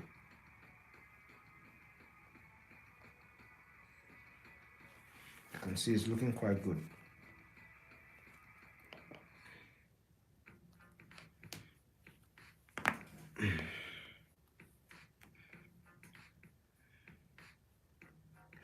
There's a way he drew a metal that I saw. It was a Galactus piece. Let me just import that, and I wish I could just let me try this.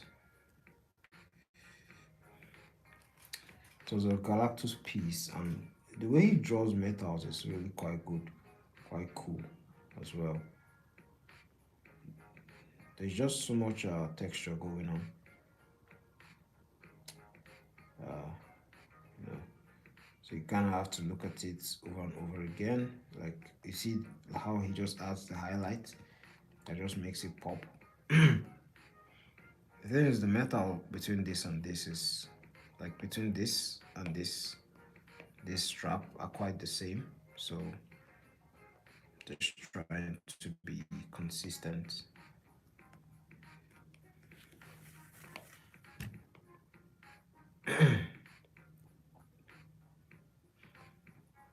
This is going to be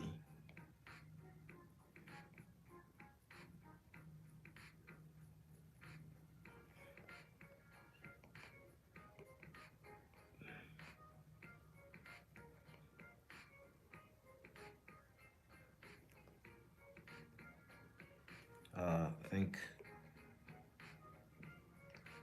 just put this like this.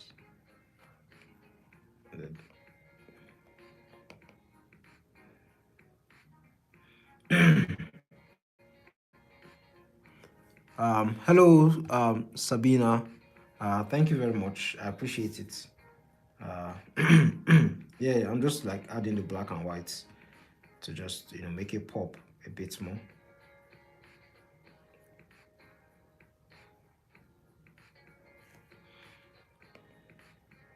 And adding a bit of texture here and there uh, to just make it look good. So he uses a lot of erasers whenever he's doing his texture, or not erasers. I think they are white inks or something like that. I don't know the word for them, but they sort of make it. They just make the metals look a bit more interesting.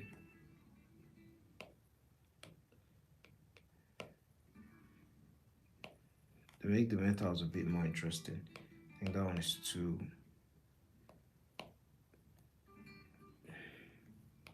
It's not giving me the texture I want.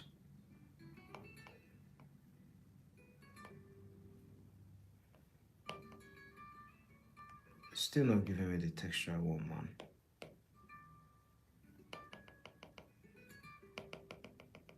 Just have to do it manually. So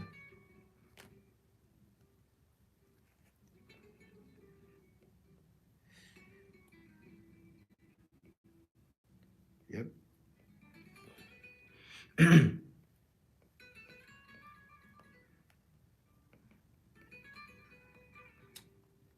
then you then add your hatches, um, like this.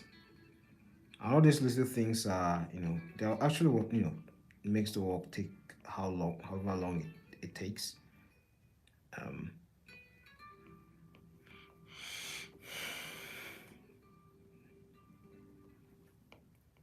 yeah, but I think that's okay. That's good. We can then like add a bit of like rust and I don't know the word, like texture around it, just by adding a bit of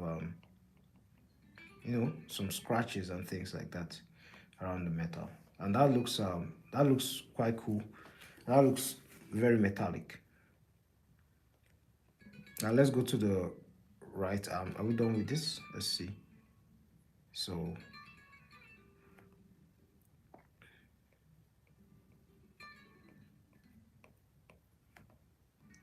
yeah, I think that's all right.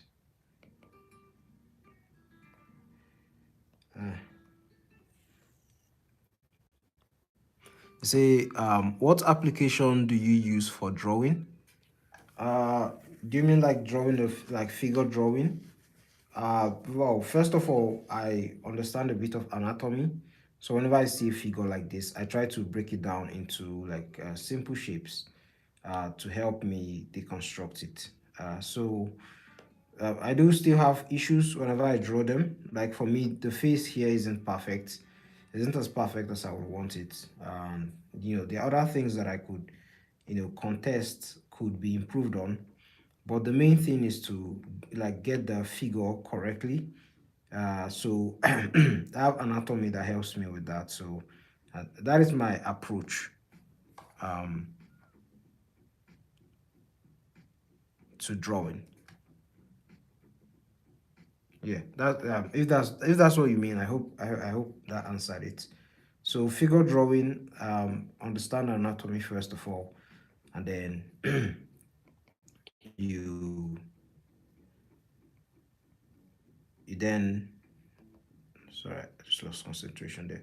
You understand anatomy first of all, and then like things understand anatomy and structure, and then things like this become much more easier and not so overwhelming when you do them. Yeah, and I mostly do like comics and stuff. I take on a lot of commission works for people that want paintings. Like I'm currently doing like a project with someone with a group, and it's just painting related. So I've done a lot of paintings for them. Over I think like 300 paintings now over the course of like 2 years or so. So yeah, that is how I make my daily bread though.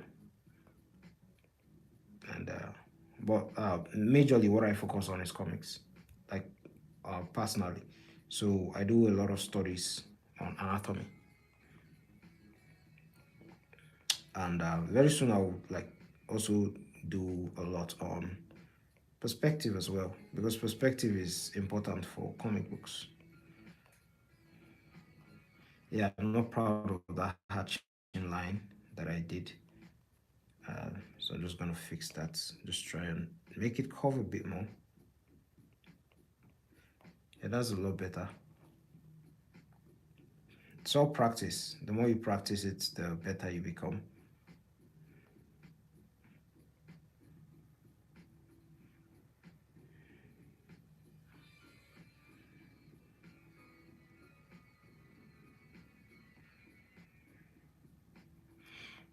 And let's see.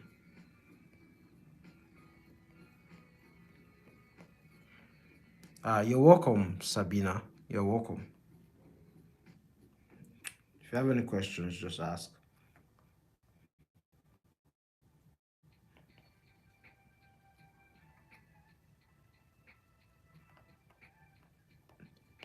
Um, all right. So for his muscles here, and this was the thing I was talking about. Well, yesterday, um, where I was talking about like the anatomy. Like, um, there was a video I did where I, just quickly broke down like the arms, how to draw the arms, and you see the arms uh like they have like three, let's say three or four major muscle groups. I'm talking about the lower arms, not the upper arms, like this area here.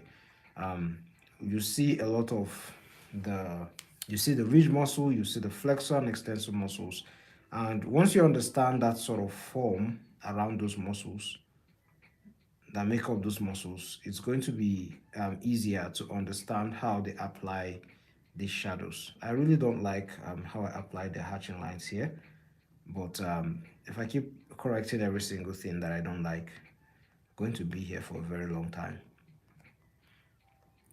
So this gauntlet now, I'm just going to apply a bit of detail here.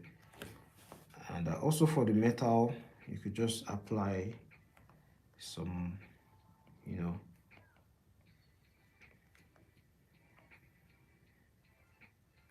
you could just do this, just something like that.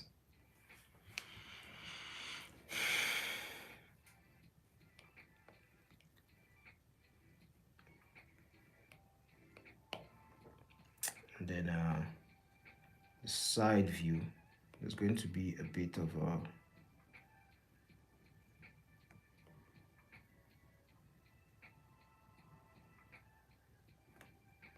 that.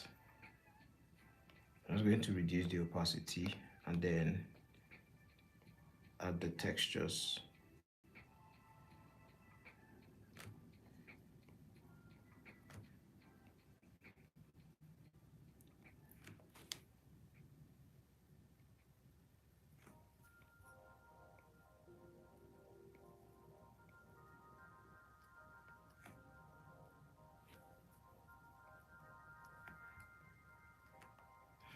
and just a little bit of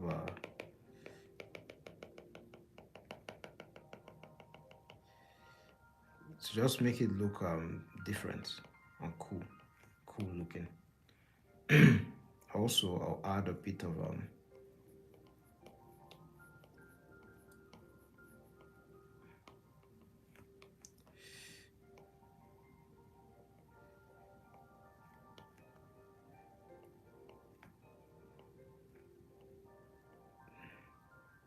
I think that is all right.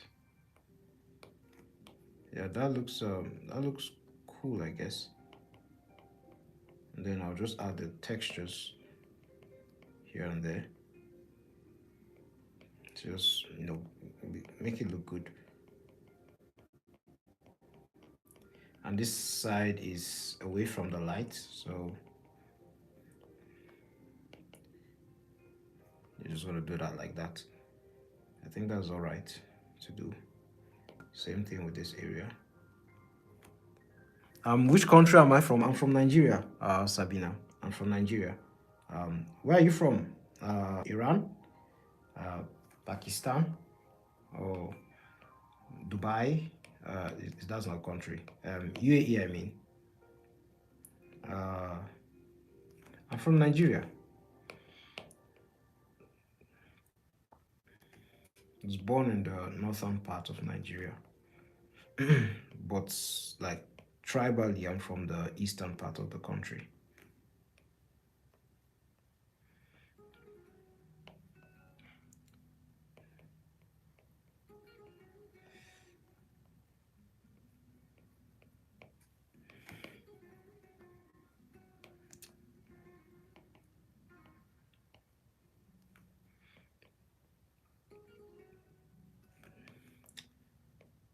Like just little textures here and there, so will make the work pop. Um, this technique has actually helped me appreciate my work a bit more.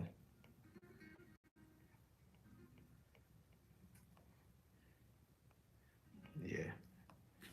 All right. So we'll then go back to following what he's doing here.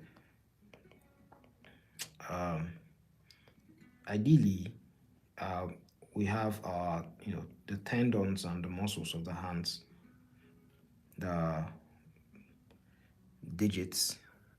You're from Indonesia. All right. All right. All right. Um, how is Indonesia? Are you a student or like are you already in the labor market? Um, do you have like a job or something? If you're a student, what are you studying?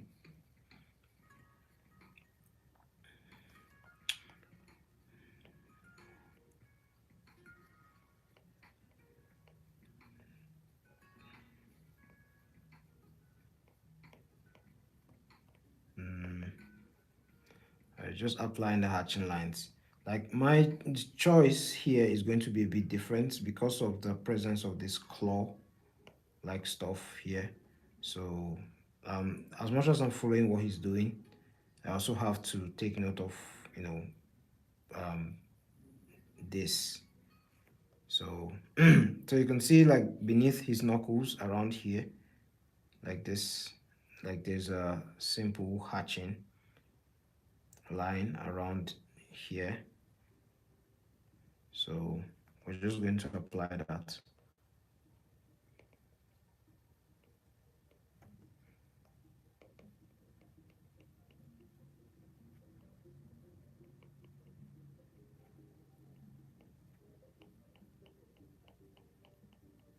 So there's variation in like the hatching technique.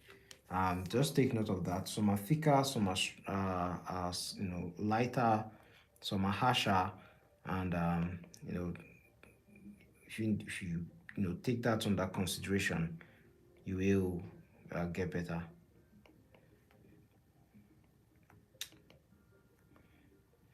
It doesn't always have to be perfect.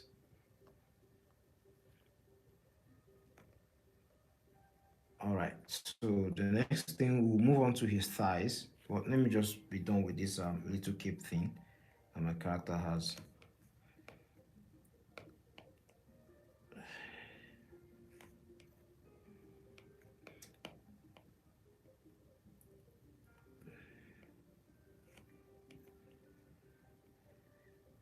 and of course there's going to be something around here.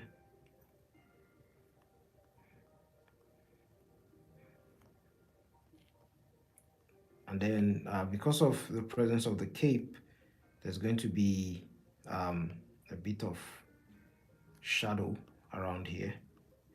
So this is where I was talking about the form of the legs. You know, when you understand the form of the legs, you know that this area is going to be curved like this. And it seems there is light coming from this direction. So, you know, you could stop that here like this, or something like this. And then you're good.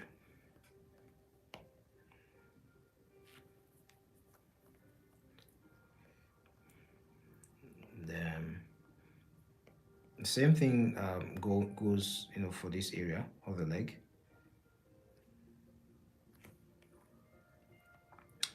And then you could then the shadow, the shading situation is going to be different, because you can then do something like this around this area, and then like curve this like this. Yeah. So we have the some parts of the glutes and the tensor fascia latae over here.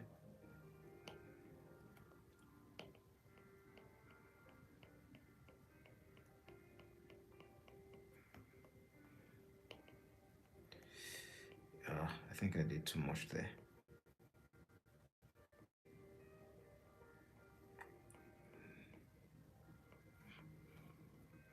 Yeah, and I think that looks all right.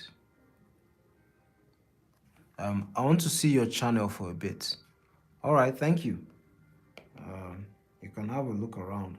They're mostly just studies. I've had the channel for a while now, so I'm only just like taking it seriously. Um, like I think late last year, that was when I started. Like taking it seriously, not posting.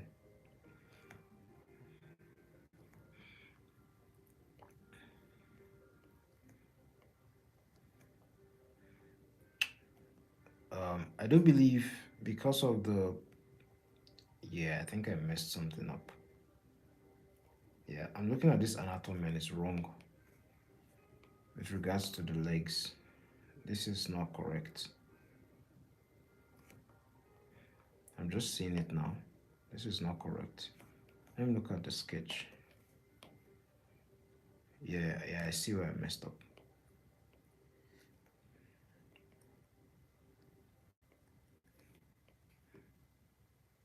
I think that's all right. Um, maybe just make it a bit like this.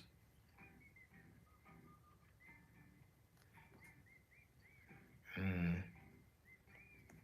It's also because of this thing I did here. I'm going to adjust it like this. I know it could be curved, but I'm just going to leave that and not do that.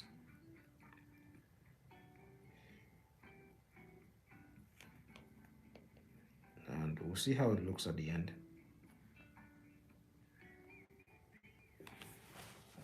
We'll see how it looks at the end.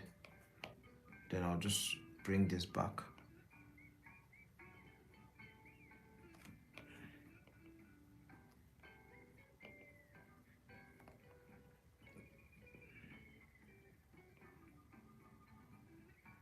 Yeah, that looks all right.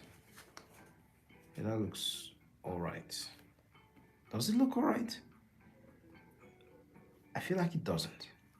I feel like it can be better. Yeah.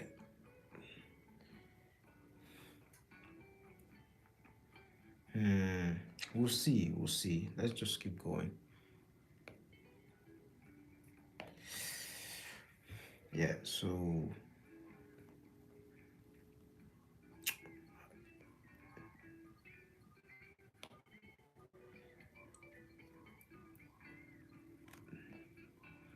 Right. So we have this. It's going up like this.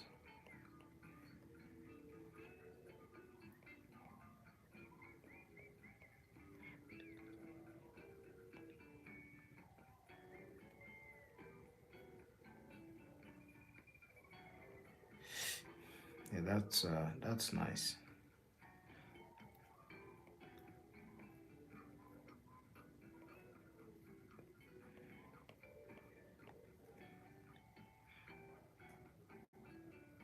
Yeah.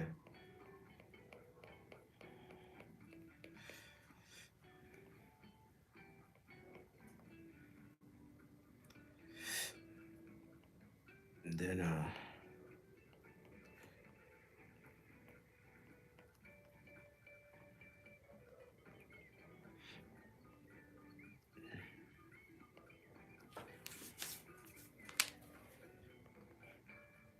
all right. So this his shoe stuff is usually black, and based on the light direction here,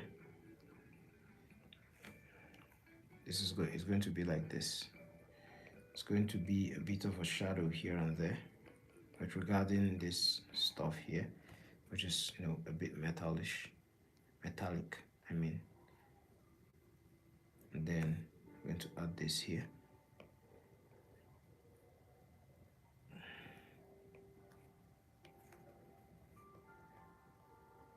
Yeah, and then we can increase the size of the brush, and then add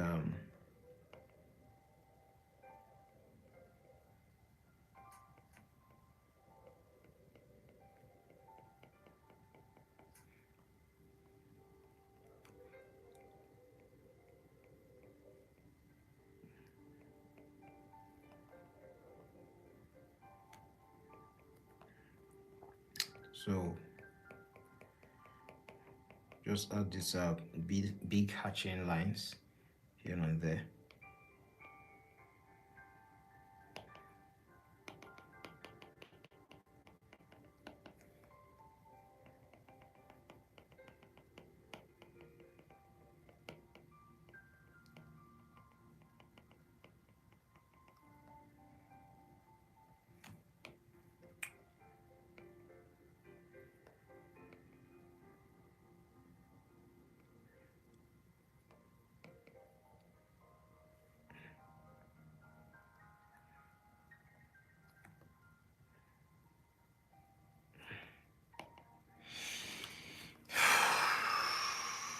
And then it seems there's a bit of a shadow here that the color is just did. We can use that. Why are we using that? The rest of the shoe is actually black as well. So let's just continue with that.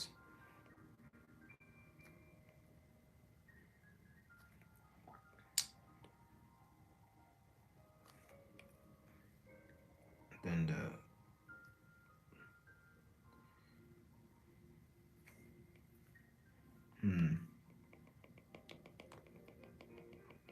See, I saw a lot of tutorials that you made earlier, and they are really good. Later, when I can draw well, I will try your tutorials. Oh, thank you very much, man. I really appreciate it. Thank you so much. Thank you for checking the videos out.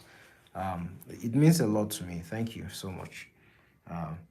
Yeah, I hope you improve as well. I hope you improve soon.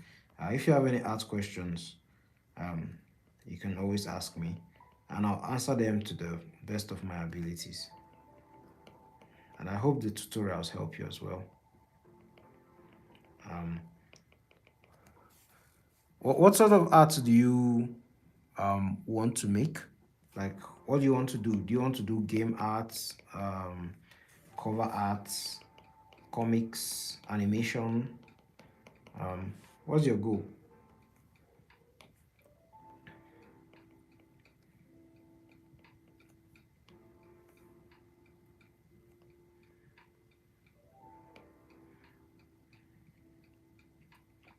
I initially started when I was so young. I remembered, like, I did draw. I liked cartoons, and I paused a lot of them to draw from them. And because of how much I liked them, what I wanted to do when I grew up was to become an animator, a 2D animator. Um, but I actually figured out that I liked doing comics a lot more. Um, and animation takes a lot of time. It's rewarding, but it takes a lot of time. And sometimes it can be thankless, to be fair, but That's what I always wanted to do. But then, like, I actually liked comic books a lot more. So that is what I do. That's why I aim all my learning towards doing comic books.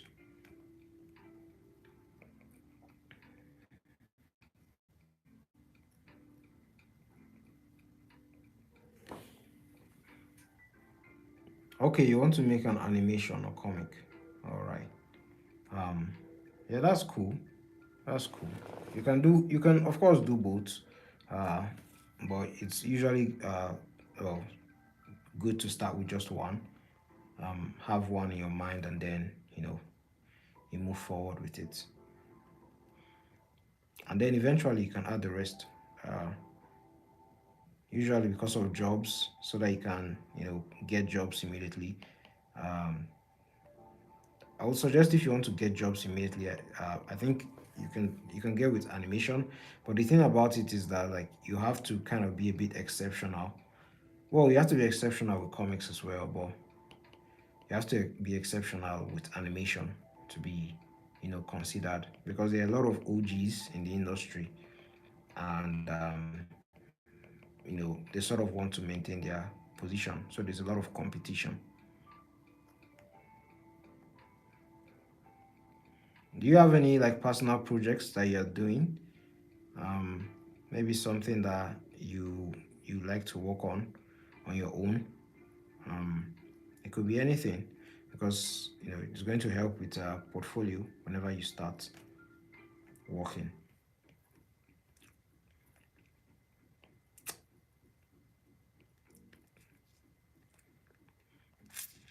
I haven't worked in the comic book industry, but from the little I've heard, you need a very solid portfolio.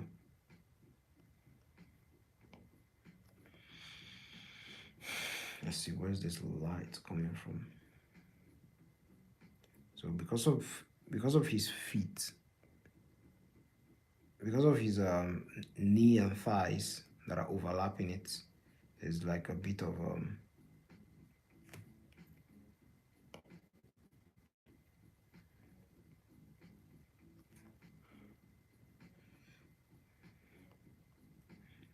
yeah, that's all right.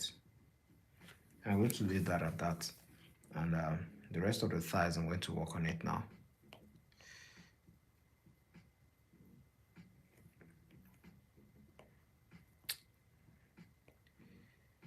Then what I could do is I could just add this hatching lines here and there. Not bad.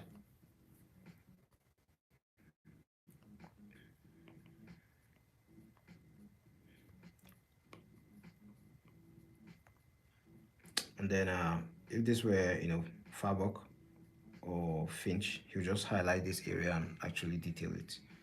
Um, but Jim Lee just does this. It's almost similar to what's his name? Dan Mora.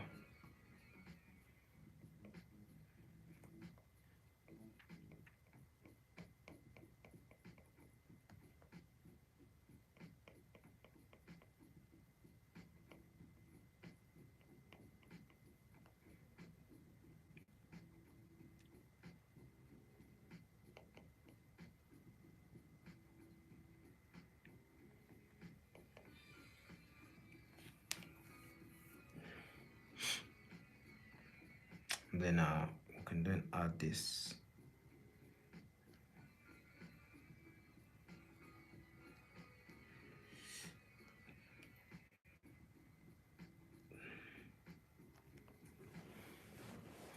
Yeah, that's cool. Uh, Something you could also do is could you know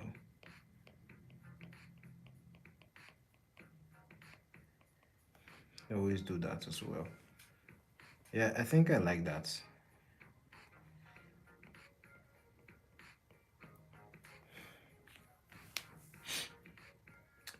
Um, this area also needs to be kind of in black or something. So I'm going to do that.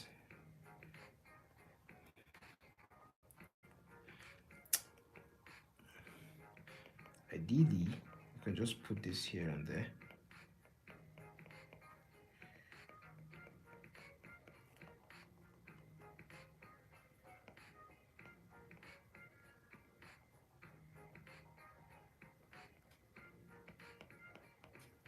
Yeah, that's terrible, but it's all right.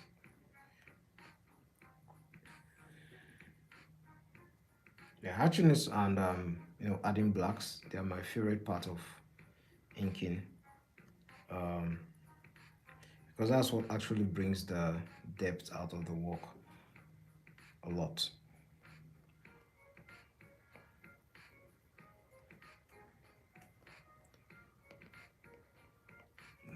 Yeah, and are we done? No. Our right hand over here like this.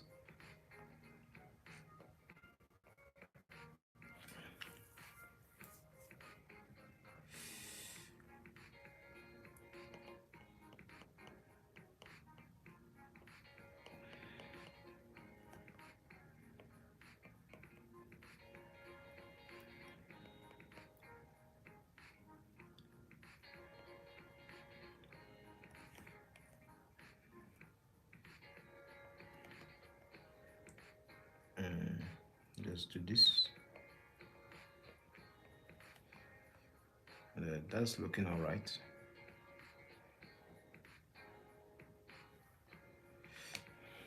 Yeah, I like that a lot. Anyways, I think that's good for now. Um, yeah, that's all right. That's good. Tomorrow we'll continue.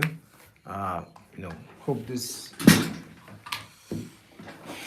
Yeah, I think you don't need to add the background. Tomorrow we'll do something else.